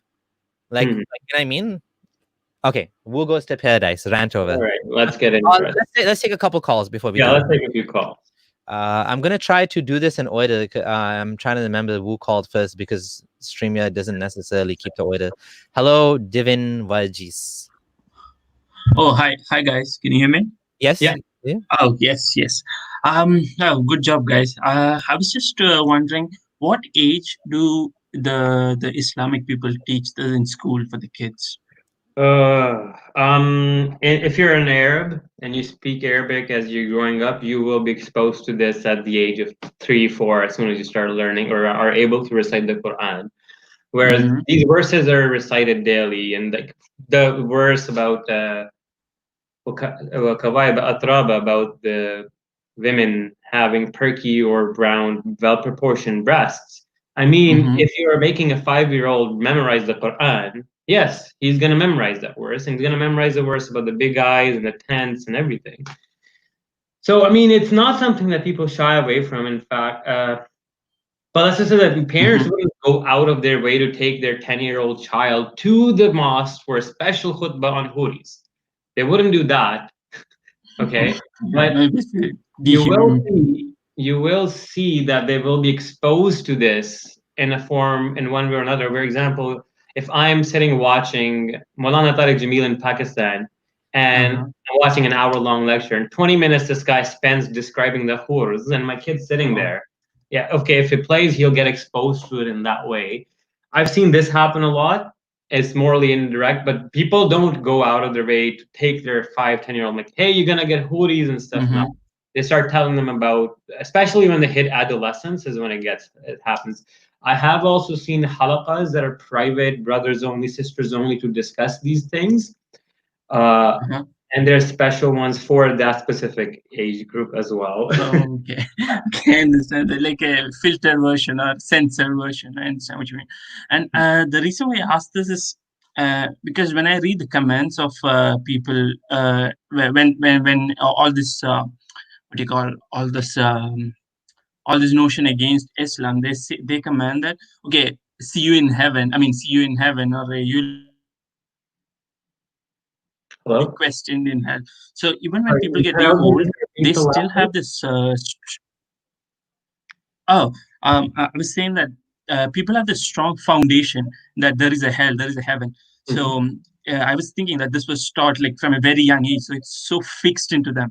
Even people like quite older people still say that. So even it doesn't make any sense. I mean, I don't know why they still hold on to that.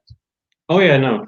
It's like I said, humans will hold on to their traditions, and they're reluctant to change most of the time. Like that's just our nature.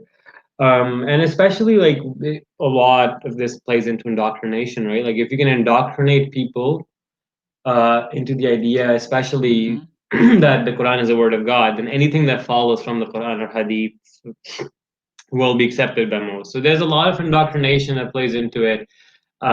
It doesn't make sense, like you said. A lot of the time, what's interesting is most of these ideas have existed already, lectures about these houris and stuff. They'll be more frequent in countries like Pakistan or Middle East, Saudi and whatnot, because the society is created like that.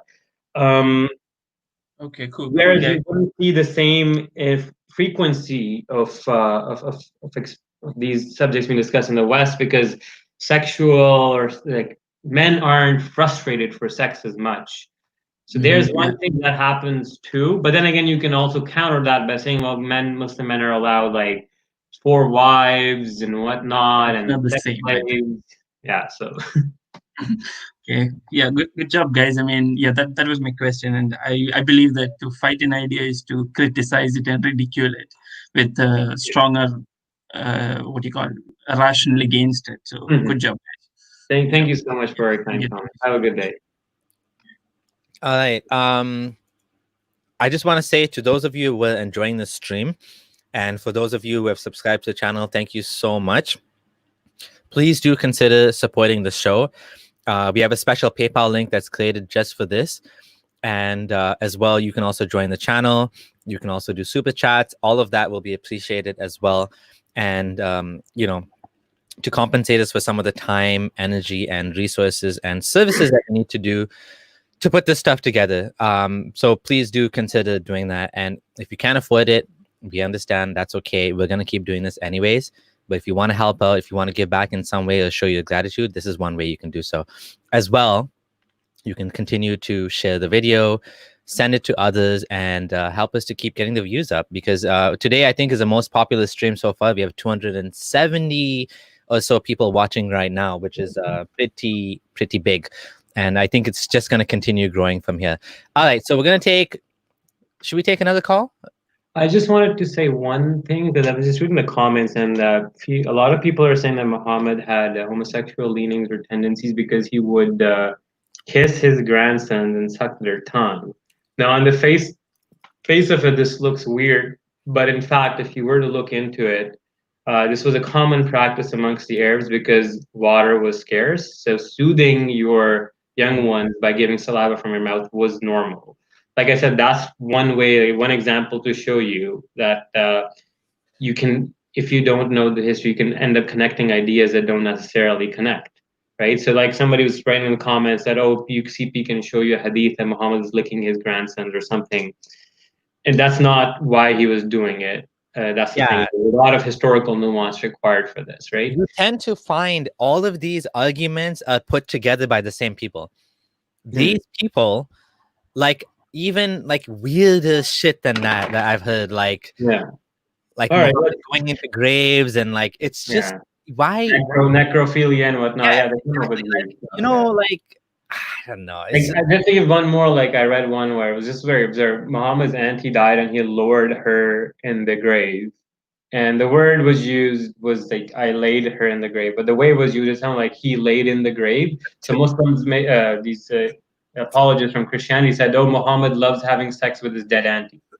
I have heard this level of absurdity, man. So, and you know, like this level of absurdity is not helping a cause.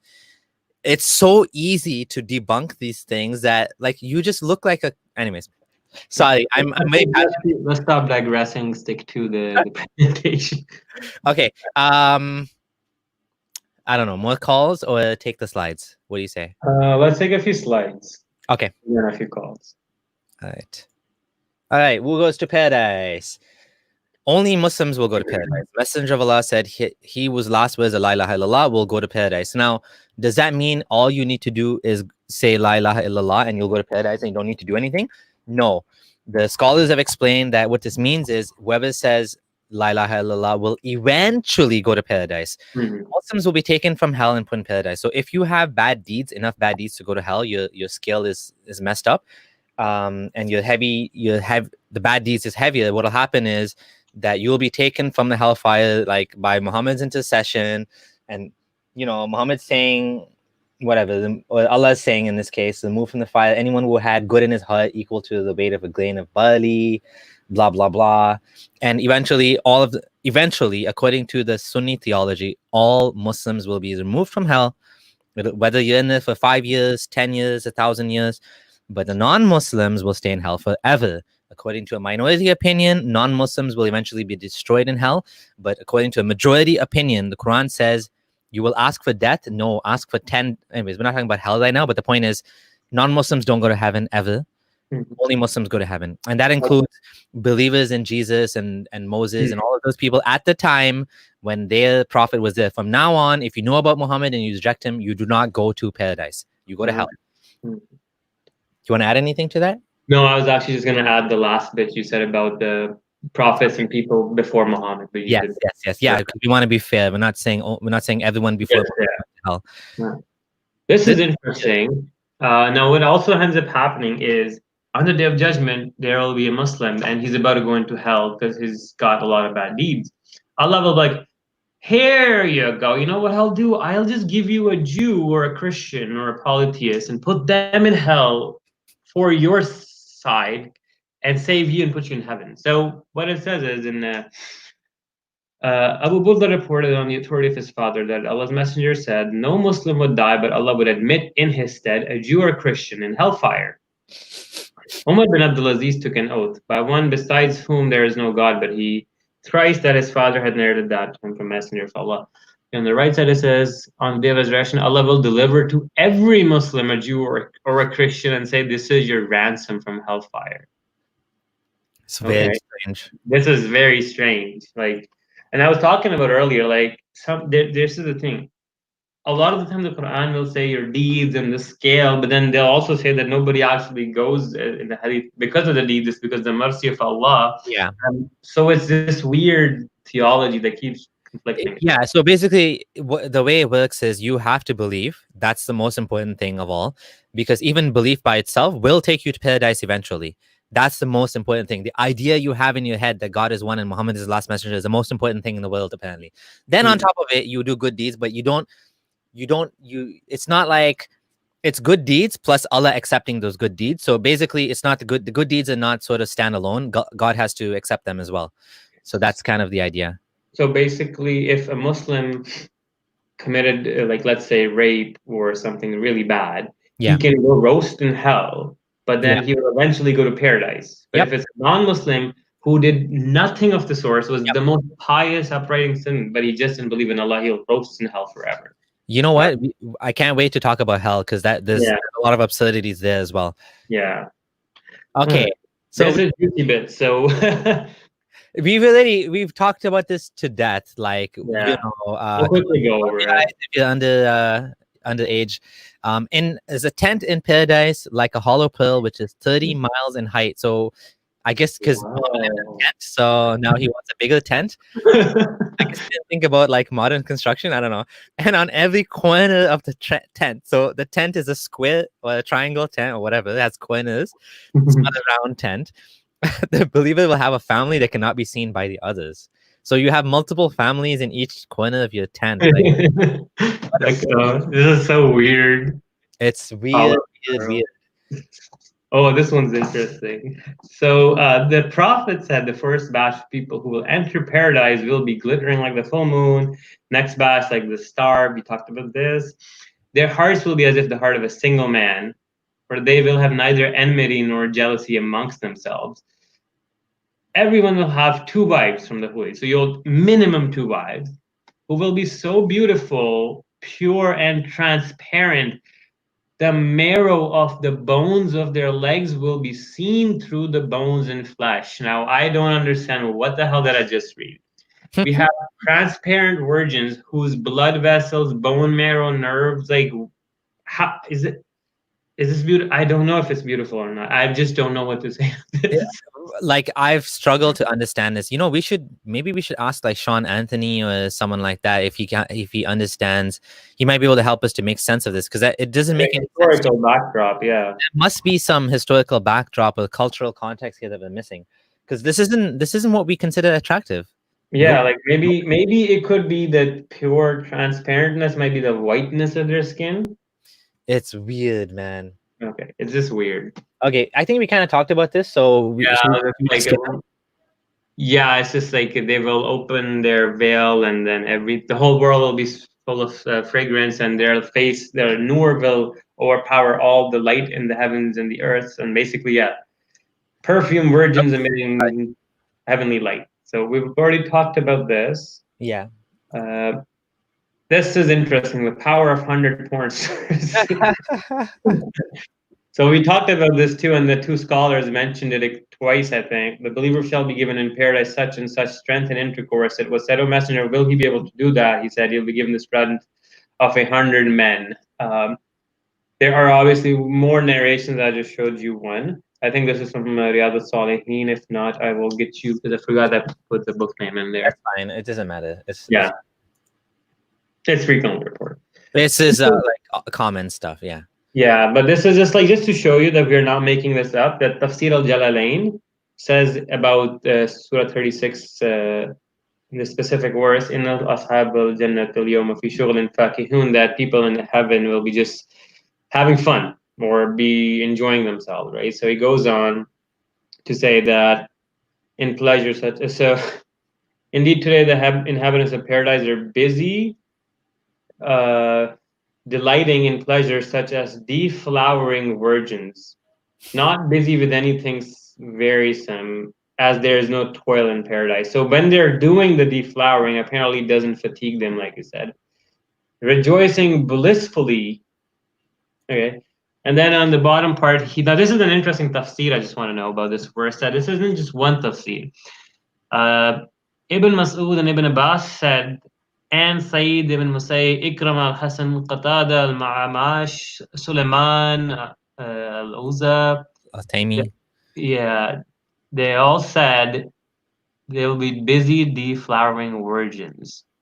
Ibn Abbas said the correct word, and he goes out to the busy and joyful things. He says it does not mean listening to stringed instruments.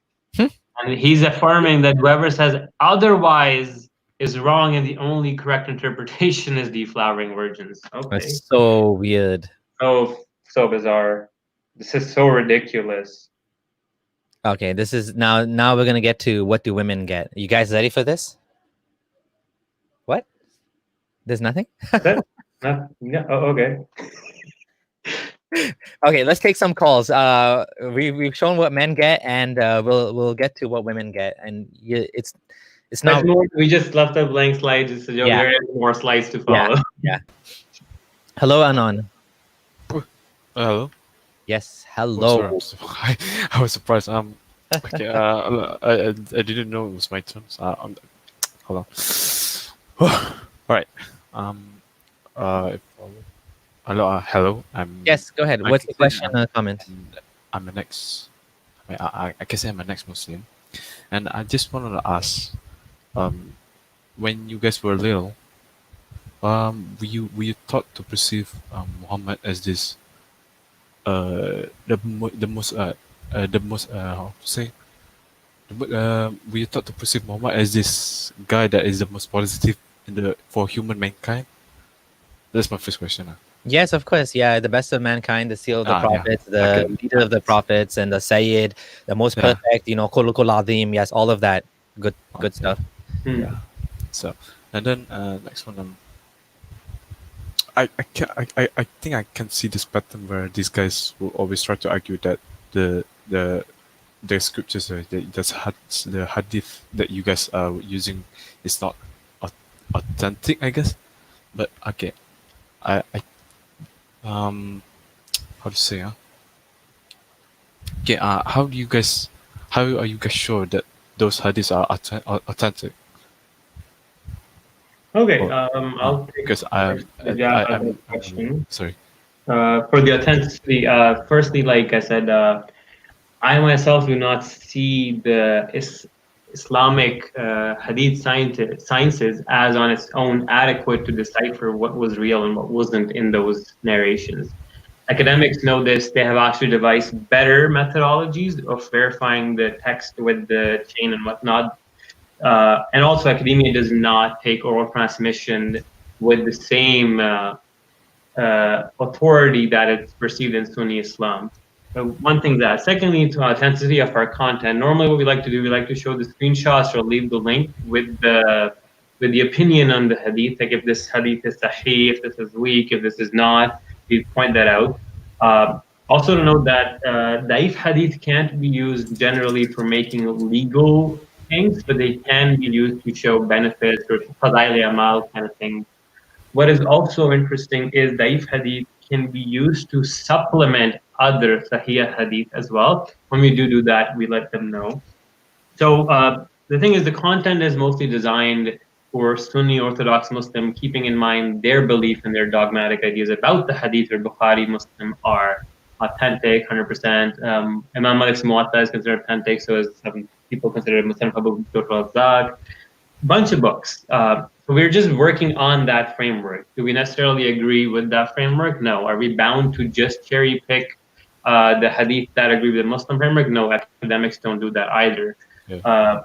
So yeah, that's my answer to this question. Yeah, all of the hadith we found in this can be found on sunnah.com, which is a Sunni website. We didn't, and the Islam QA links is a Salafi website as well. So you're most welcome to confirm those links. We're going to share the slides at the end.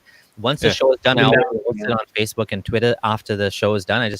I don't want people in the while we're presenting. So, but once we're done, you can download the slides. You can search all those hadith for yourself. Yeah. So it's up to the observer, right? Sorry. Well, we put the references, right? Like, yeah, the references are there. Like if you look, I'm sorry for right here. For example, Hassan, Volume 4, Book 12, Sahih Bukhari 6567, Great Sahih Jamia Tirmidhi 1651, Sahih Bukhari. Like every single one of these has a reference. Yeah. Okay. I'm just trying to understand how you guys get this kind of reference, because usually all Islamic children won't have this kind of. How do we unearth this weird information? Yeah. So I mean, there's a lot of resources. If you can go and search apologetic websites, and you'll find both sides of the coin. There could be Wiki Islam to Answering Islam to Answering Christianity to Yaqeen Institute. So go check all sides. You can find a lot of resources just from viewing what kind of apologetics have already taken place. Then you can always obviously just go to the search bar on sunnah.com and write something, and the hadith will. Yeah. Well, the way we find it is we know these from like living as Muslims. Like I didn't have to like the reason me and Gondal are able to find so many relevant things. It's not, we don't search sex in Islam or something like religion or something, and we go through like pages. It would take forever. The reason we know these things because we've heard them as Muslims. Like all of these things we've heard about them, and we talk about this stuff a lot, so we have familiarity with the content. Of course, the difference between us and someone who's just looking and doesn't know Islam and maybe is like, let's say a Christian, is they'll be looking. Now again, not all Christians are the same, Christian apologists. For example, David Wood, I think he knows Islam better than most Muslims, right? I do think for the most part, he does a pretty good job in representing Islam according to the actual texts, right? And so that's the difference. Not everybody's like him. Some people are really twisting and kind of, not really presenting Islam the way that Muslims believe in it, which I think is very important to do. But we've lived it. We know that we're trying to use content that actual Islamic scholars would, like, a Muslim can watch this and say, you said nothing wrong. That's what we want. At the end of the day, we want a Muslim to watch this and say, yeah, I agree with every single thing you said. I don't agree like that you guys are laughing at it or whatever, but every single thing you said is proper Islam. You're not making up stuff. You're actually representing Islam for what it is. Also, just another nuanced thing, and just to add a tidbit there, that there are differences of opinion amongst Muslim schools of thought as well. And we also acknowledge that when we do put it out, like sometimes if you're discussing apostasy, for example, I will let you know that the Hanafis view it certain differently in certain matters, or the Shafis have certain differences. For example, one school of thought will say the blasphemer's repentance is just not acceptable. You have to kill him. Whereas the other will say, oh, if the blasphemer is a non-Muslim and he actually repents or accepts Islam, Allah says all his deeds change to good deeds, so you don't kill him, right? There's a lot of these weird trickeries in the fiqh and all sorts of that. Thousands of books are written. That's I think that's how I kind of realize there's maybe different variations, or Islam is not a complete as you No, as it's not a say, monolith. For example, I'll be very, very honest with you. The problem occurs is how people perceive religion. Is religion defined as how it was found and practiced by its originating source? Or scholars will define religion, because the people that practice religion are dead. It doesn't affect them anymore. The functionality and functional progression of religion, because religion on its essence is a tool for people who are alive and how it directs their lives. Then you can define their religion as how the believers follow it, right? So there's the academic idea of that. So the idea that Muslims can create their own version of Islam and keep interpreting it is quite valid outside of the Sunni framework, where you don't have to hold on to the Quran and Sunnah only, right? So like there's a lot more to it, but I think that was a good question. That sounds up. But can I ask a little question? Okay. Okay. So right now, this moment, I'm kind of a fear even trying to ask this kind of questions. Right? How do you guys get to overcome those kind of fears when you try to question your belief? It takes a while. I mean, honestly, being indoctrinated for 19, 20 years, 22 years of my life for myself, it was hard. It's not easy. I mean, when you come realize that your whole worldview and you've been lied to your whole life and that it makes no sense and it's so absurd that you're kind of also mad at yourself. How did you end up believing such nonsense? Eventually, it's a long struggle. There's a lot of emotional undoing. In fact, a lot of people go through a lot of trauma because they leave religion. There's actually a post-traumatic religious syndrome as well, studied in psychology. A lot of cult survivors go through that. So it's a deep topic, but yeah, we have to keep our chin up. And like, I don't want to go into details of my personal ways I keep the stress away, but I just positive thoughts, positive thinking, being optimistic and less pessimistic. I think just to add to that, as time goes by, you will feel more comfortable with it. You don't have to leave Islam in a day. Okay, you don't have to. I had a very close friend he's become a close friend of mine who was Muslim, and Abdul Gondal, that's the guy I wanted to talk to you. And basically, he's been having a struggle with leaving Islam. He knows a lot of things don't make sense in Islam, and he's kind of in the middle. He's been in the middle for a long time now. And I told him, like, he's like, I don't even know how to live my life. He's Somali, he's deep in the community, and everybody in his life is Muslim, and everything, and all of the cultural markers, cultural references, everything is Islam. And he's like, I don't even know how to raise my kids. I don't know how to do anything without Islam. And I'm like, that's okay. You can keep doing those things that And just as things come up, as you learn, you can change them. You don't have to stick to Islam anymore. So for example, if the Quran says breastfeed your child for 2 years and your wife is breastfeeding, there's nothing wrong with that. You can keep doing that. And then when you get to the point where, let's say, you get some new information, you say, well, I don't need to do this anymore, then you can change it. You don't have to leave Islam in a day.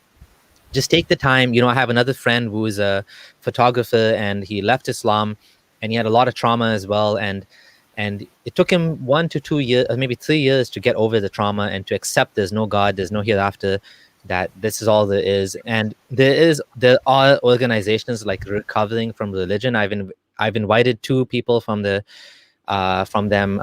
both Gail and Eric Wells were both members of, both staff at Recovering from Religion. They do this for free. They have calls. You can call in, you can talk to them.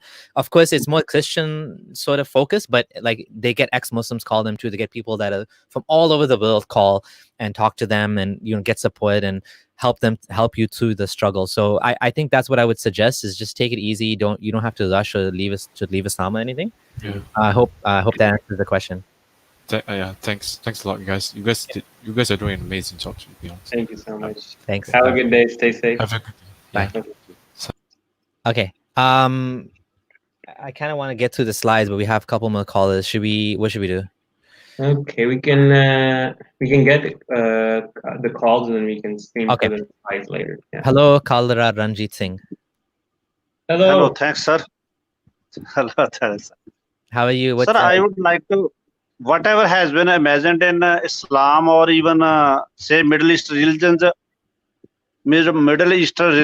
as a heaven, that already exists in all India, Bangladesh, Pakistan, Nepal, Sri Lanka, or you may say currently SAARC Confederation countries, South Asian Association for Regional Cooperation countries. Here you may say apples, mangoes, grapes, rivers, large gardens, large women, large men, even freedom to marry any type of woman or any type of man as per your qualification. Don't you think that Eastern religion, Buddhism, Vedicism, Buddhism, Sikhism, Hinduism, or even a theist version of Hinduism, that is Charvak Panth, they are better than the Middle Eastern religions of the past? Your take, Mr. Abdullah. Okay. I'll go first. So the question is, don't you feel that Eastern religions are better than Islam and Abrahamic religions? Gondal, you can answer. Abrahamic, exactly. It depends on, it's a very wide question, right? Like, what do you mean by Islam? Like, which Islam? Are you talking about the Islam of ISIS? Are you talking about the Sufi Islam? Right? There is a whole spectrum of what is Islam. Then you can Sufi Islam I take as an Indic religion. Sufi Islam is just like Bangladesh, India, Pakistan. That is Indic religion. Okay, so like Wahhabism is what he's asking about. Okay. Exactly. So for Wahhabism, yes, it is a very dangerous ideology. But then again, I wouldn't want to put a label on which religion is necessarily worse than the other one, because it also is very dependent on how the believers perceive it to be, right? But I would say that definitely the Quran does lean towards a lot of absurdities. But then again, when I do read the Bible and the Hindu scriptures, I do see a lot of those absurdities. So then I can ask myself, okay, is this really the lack of knowledge and social growth showing up in people, or is it actually the direct contribution of religion? And then also becomes a cycle. The religion is created by these same people, right? So again, I wouldn't say that any religion is per se better or worse than the other, because you have to define functionally what aspect you want to analyze. Like, if you want to say, is Islam more conducive to human rights versus Hinduism? Right? Is that even a question worth asking? Because you can make arguments. No. My take is Pakistani, Bangladeshi or Indian Islam is better than Saudi Arabian Islam. Pakistani democracy is better than Iran or Saudi Arabia. though it may be worse than England or UK, European Union or America or even India. India is better than Bangladesh and Bangladesh is better than Pakistan. That is my take.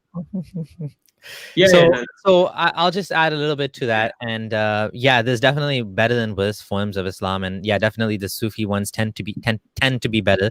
I do think you do need to objectify what you mean by better or worse if it comes to whether it's women's rights, human rights. I do think that there's a lot of absurdity and ridiculousness in Hinduism as well, and I don't know, maybe Sikhism too. I don't know anything about Sikhism. No, I don't deny that.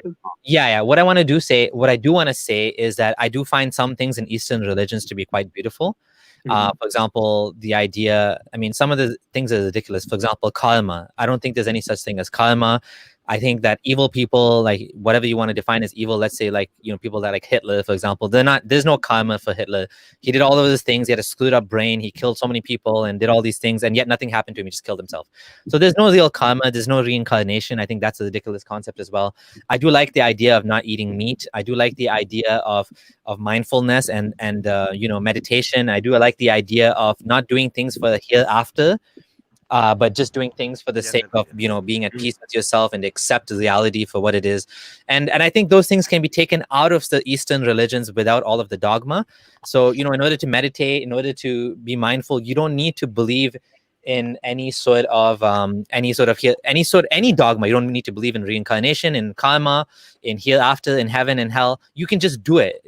Meditation is just about sitting there and just accepting reality, becoming aware of your thoughts and as they appear in your head. So I think that part of it is good, and that's all I have to say. My motto, or at least I'd say, is take the good, leave the bad, because at the end of the day, religions are an amalgamation of human ideas. Some ideas are good, some are bad, and you'll find both sides in all sorts of religions.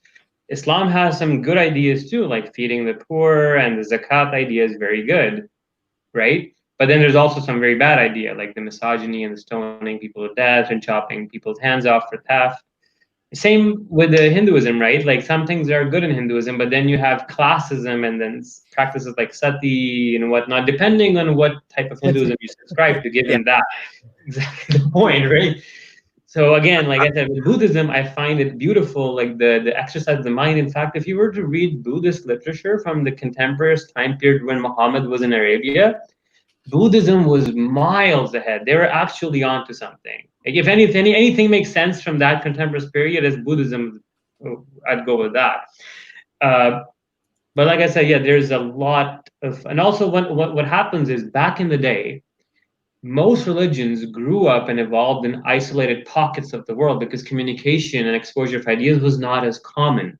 So that's why you see that all the Middle Eastern religions like Muhammad, Islam, all the stories are in the Middle Eastern zone, like Jerusalem, Jordan, Syria, and Arabia, and that's it. Allah sent all the prophets there. All the action happens here. But if you go on another continent, to the Aztec Empire, they have a completely different set of ideas and mythology, and their trajectory is different. So now we live in a world where these ideas are being shared rapidly, and you can cross-check religious ideas in an instant.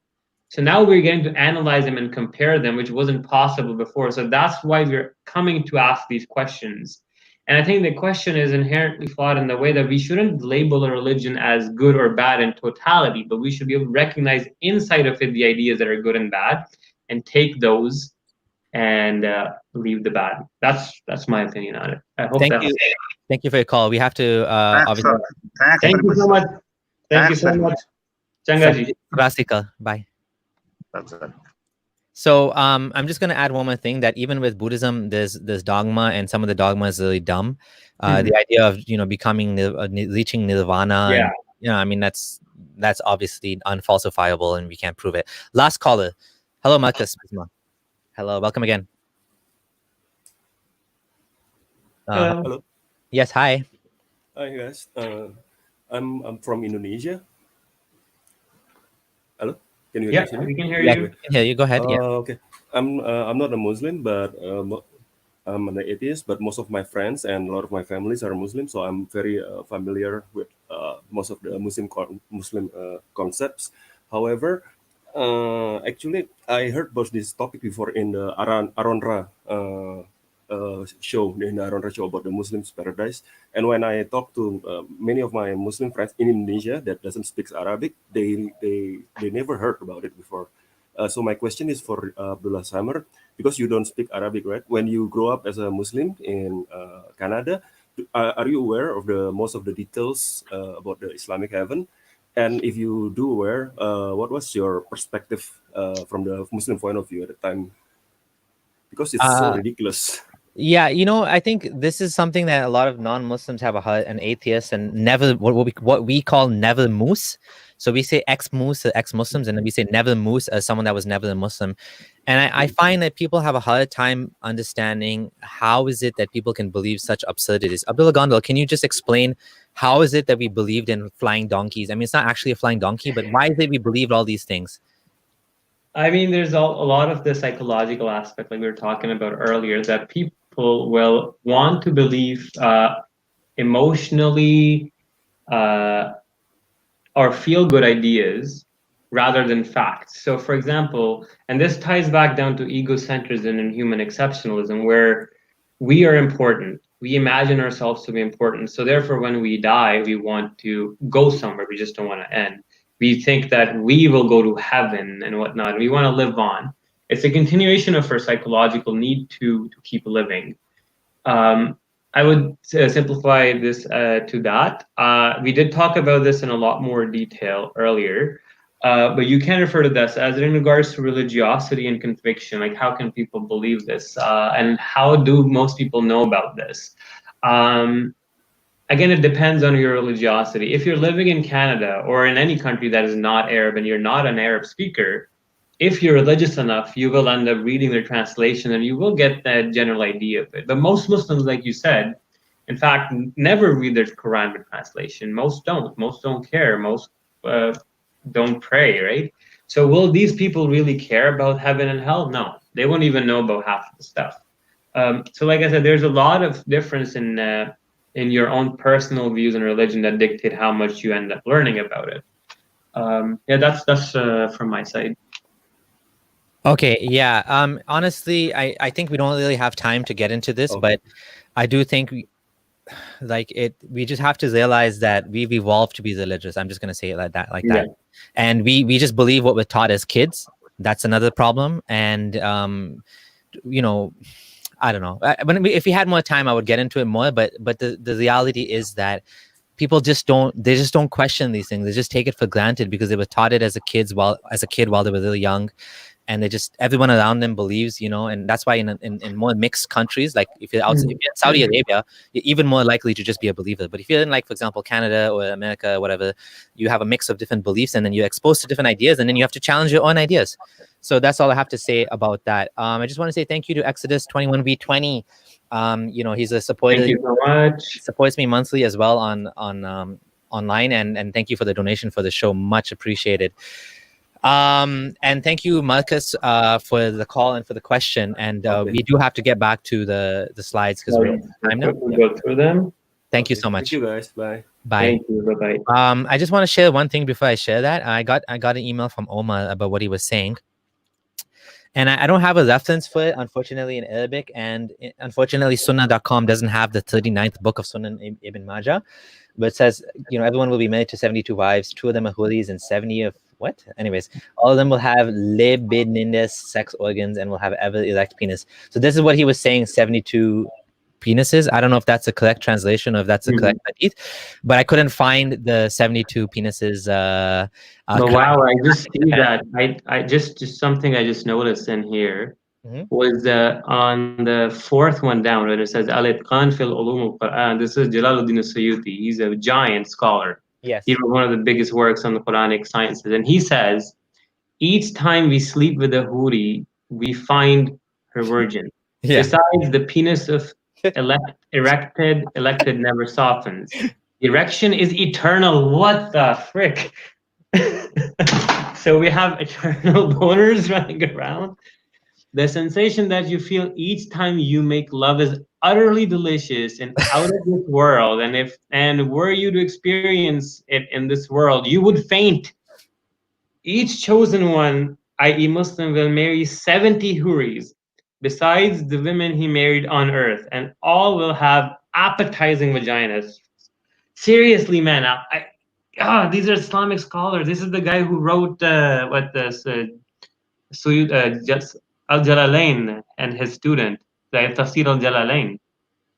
And again, like, we're not saying that human beings don't have sexual desires and that this is some, like, these are normal. I mean, these are like super emphasized normal ideas. So for example, a man would love to have sex. We know that's a normal, natural thing. Women would love to have sex too, but apparently women are just kind of ignored basically.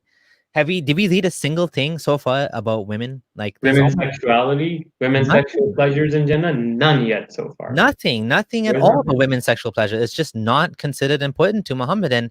And again, this has to do with the fact that he wanted warriors to fight and die for him. You know, that's my opinion anyways. Yeah. We're not saying there's anything wrong with having sexual desires. We're not saying there's anything wrong with any of that. It's just such an absurd, materialistic, superficial way of presenting paradise. That's all. That's basically what we're saying, right? Right.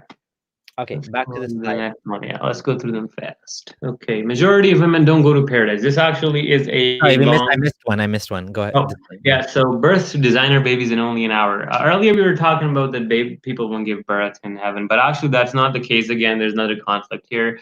It was narrated, when the believer wants a child in paradise, he will be conceived and born and grown up in a short while according to his desire. And on the right side, you see something similar. The believer, when he desires a child in paradise, he shall be carried in pregnancy, born, and complete his aging in an hour as he desires. Both hadith of Hassan, once from Ibn Majah and once from Tirmidhi.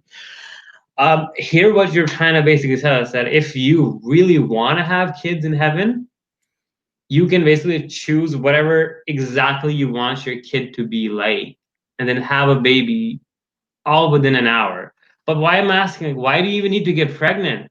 Just ask Allah and He will kun fayakun it. Like, make it right there, right? Yeah. And this is literally like this, or Allah is like sitting there with genetic engineering kit fixing it. Okay, you want blue eyes? I'll put the blue eye gene in there or something. Like, this is absurd. Like, it's just. Majority of women don't go to paradise. Now, this has a huge backdrop to it. Why there's long hadith about it. The women don't go to paradise as much because they curse their husbands. And then there's a word, naqisatul aql, where Muhammad actually believed that women were deficient in intellect compared to men. It ties it on along with this, and he said that he saw women more in hell than heaven, which is again very misogynist. It's so bad. No paradise for women who unnecessarily ask for divorce. So on the left side, we see the Prophet said, if any woman asks her husband for divorce without some strong reason, the odor of paradise will be forbidden for her. So this is like, the psychological thing. Hey, you want to go to heaven? Well, you better obey your husband and be nice to him. Don't start fights. It's like using theology and religion for your personal gain. It was narrated from Thoban. Any woman who asks her husband, paradise will be forbidden to her. It's the same thing. Okay, so again, blaming and attacking women. Yep. Again, so this is ridiculous. The Messenger of Allah says, no woman annoys her husband, but his wife among the houris says, do not annoy him. May Allah destroy, for he is just a temporary guest with you and soon he will leave you. And you went, what the hell? So you're literally blackmailing your wife with imaginary supernatural sex goddesses living in heaven. Come on. Yeah, and we still haven't got to any benefits for women. Okay, there we go. So this verse actually finally says women, both believing men and believing women, will get gardens, and That's it. Finally, basically they'll get gardens and the basic real estate. That's what they get. But no, Allah was very concerned. He should have mentioned with the same intensity, like he's talking about the breasts of the females. He should have talked about the parts of the males and for the female Muslims in the Quran. Just to be fair, Muslim scholars will say that women. It's not. Noman Ali Khan actually has a clip like this. Actually responded to him. He's like. If you ask 10 teenage boys what they want and you ask 10 teenage girls, the boys will all have the same answer. But the girls they'll all have different things. I want to have a pony. I want this. I want that. But What? it's so silly that he's That is a giving silly the area. example of young boy, like young women love sex as well. I mean, this Oh is yeah, yeah. to say that Our age is supposed to be 33, is what I was told in heaven. So like that does, yeah. it just belittles and infantilizes men and belittles women. Women have the same desires that men do. I mean, it's silly to kind of throw them to the wayside like that. Okay, Yeah. that's all we have for women in Islam. I couldn't find anything specific, and that's all we have. Just a general Yeah. sort of paradise. Yeah, about just the beauty and whatnot. Yeah. All right. So rivers of milk and honey. Now, as you can see, that milk and camel milk, so the connotation in the Arabian desert, the milk had a lot of popularity, and like you see with honey too, it's very valuable and it's a very high calories. And in fact, Muhammad, I remember when I was younger, when I was a Muslim, I used to drink like honey in the morning after Fajr mixed in warm water. Somebody told me it was sunnah. I don't know if it was. But then again, you can see that the incentive is quite clear that their imagination is literally bottlenecked and limited by 7th century thinking. That's basically it. Like, would I be asking for rivers of milk and honey in the 21st century? No, there's hundreds of more better things. Anyways, let's keep going. Yeah, I just want to I just want to add that how is this appealing? What if like I'm lactose intolerant? I mean, my lactose intolerance will probably be now. Lactose intolerance is a genetic thing, right? My genes don't have the thing to break down the lactose, the sugar in the milk, right? I don't like honey that much. I like honey, but it's like it's rivers of honey. Really, like rivers of honey. Yeah, but like I said, it's a personal preference, right? And this is so subjective. That's why you should have just said people will get what they want. Goat milk, like what is cow milk, like buffalo milk, like exactly. Oh, what like? Which milk is this? Cow milk, camel milk, buffalo milk, goat milk. The taste never changes apparently. Well, every type of milk is different. Is it human milk? Can we have that? Oh, booty milk, dude. Oh my god, I just had an idea. All right, so there's also fat birds, I guess, fried chicken sort of idea in paradise. Omar said this is plump and luxurious, the birds that have necks like the necks of camels. So the messenger of Allah, those who consider them more plump than that and it. Is he saying you're going to become fat in Jannah because you're going to be like eating all your fried chicken? And I don't know, like I didn't totally understand this hadith, but I think everyone, yeah. Okay. Fat birds in Jannah. Okay, so now this is a more serious topic now. Anyways, yeah. So basically, this just the whole emphasis on going to paradise is very much emphasized. You know, the highest rank in paradise is those who are prophets. You cannot become a prophet, but you can become a martyr. So on the day of the Battle of Uhud, a man came to the prophet and said, "Can you tell me where I will be if I get murdered?" The prophet said, "In paradise." The man threw away the dates and he fought till he was murdered. Narrated Anas bin Malik. The prophet said, "Nobody who enters paradise would like to go back to the world, even if he got everything on earth, except a mujahid, a fighter, who wishes to return to the world so that he may be murdered 10 times because of the dignity he receives." Okay, that is very weird obsession with martyrdom, and then I just found this one interesting hadith I was looking for. I'm just gonna quickly share screen this. Okay. Actually, I'll just send it to you quickly. Sure. Funny comment. My milkshakes bring all the jihadis to Jannah. Okay, I'm putting it in the chat here. Okay. You share that on your screen. This is about the martyrs and how they end up going to heaven. So as you can see, he asked, "Think not those who are slain in Allah's way as dead, nay, they're alive, finding sustenance in their Allah." So basically, there's a verse that said that jihadis or mujahideen, when they're killed, they don't die. Martyrs don't die; they're still alive. The souls of the martyrs. Listen to this shit. I'm not making this. Souls of the martyrs live in the bodies of green birds who have their nests in the chandeliers hung from the throne of the Almighty. What the fuck just happened? And they eat the fruits of paradise, and they nestle in these chandeliers. So these mujahideen are just sitting with Allah as birds eating in chandeliers. I don't know. Sahih Muslim, by the way, if anybody's wondering, it is Sahih. I'm sorry to say that this actually is very real and very dangerous to this world. Yep. These ideas are very, very dangerous. This is used by people who actually kill themselves. Oh yeah, the This idea is of houris and martyrdom and the fascination completely Yeah. it feeds on to like a lot of people sometimes, I wouldn't say that, but some people do say that Islam has a death cult fascination with martyrdom. And I can see that, yes. It is a problem. It is a very real problem that Islamic texts have this concept. It's just, anyways, I'm just sad, but I don't have anything else to say about that. I do want to take one. Oh shoot. You're almost done. Yeah, so that's the last slide actually. So we can take another caller if you like. Yeah, we can take one call and end it there. But Yeah. So in conclusion, be rational. There's no paradise. Make peace with your life now. If meditation helps you, find different ways to come to peace with the reality as it is. There's just no good evidence for this. We try to show, from the hadith, and not just the hadith, but the Quran as well, like what a strange, contradictory idea Jannah is. We didn't talk about Jannatul Firdaus. You did talk about different levels of paradise. There's Jannatul Firdaus, which is the highest one, and there's the lowest one, and there's different ones. And we talked about how this, leads people to be dangerous because of idea of martyrdom is so praised in Islam. Yeah.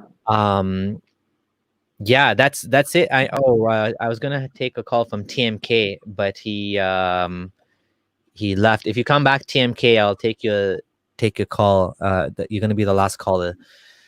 Yeah, you want to add anything while we're waiting for him to come back? I would say that if you view the Islamic concept of heaven and hell, especially heaven, from a holistic perspective, you cannot sustain it rationally. It just makes no sense. It just makes no sense, dude. Like, come on. Let's be real. Like, you have the concept appears to be that there's this you go to heaven, you sit around on couches and you have unlimited sex with hundreds of girls every day, and you drink wine and eat honey and pomegranates, and you enjoy just women. And then what do women get? Whatever, Allah doesn't say much. And then you're not even sure, like you have what age you'll be. Okay, will you still have free will? Who knows? Okay, well, you will get these fruits and stuff, but well, why do you need dietary needs? Well, will you actually then excrete? Because the hadith says you want to urinate or defecate, right? So you can keep eating. So there's so many problems about the concept, and the whole idea of sexualizing women, it's absurd. It's disturbing levels of objectification without sexualizing men.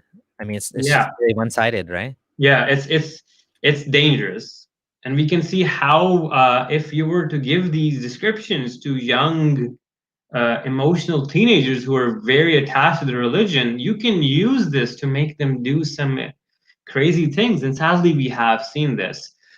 All I want to say is, people, like, actually sit down and think, is there any reason to accept this conception of heaven over, let's say, the conception of Christianity or Judaism or Hinduism or Zoroastrianism?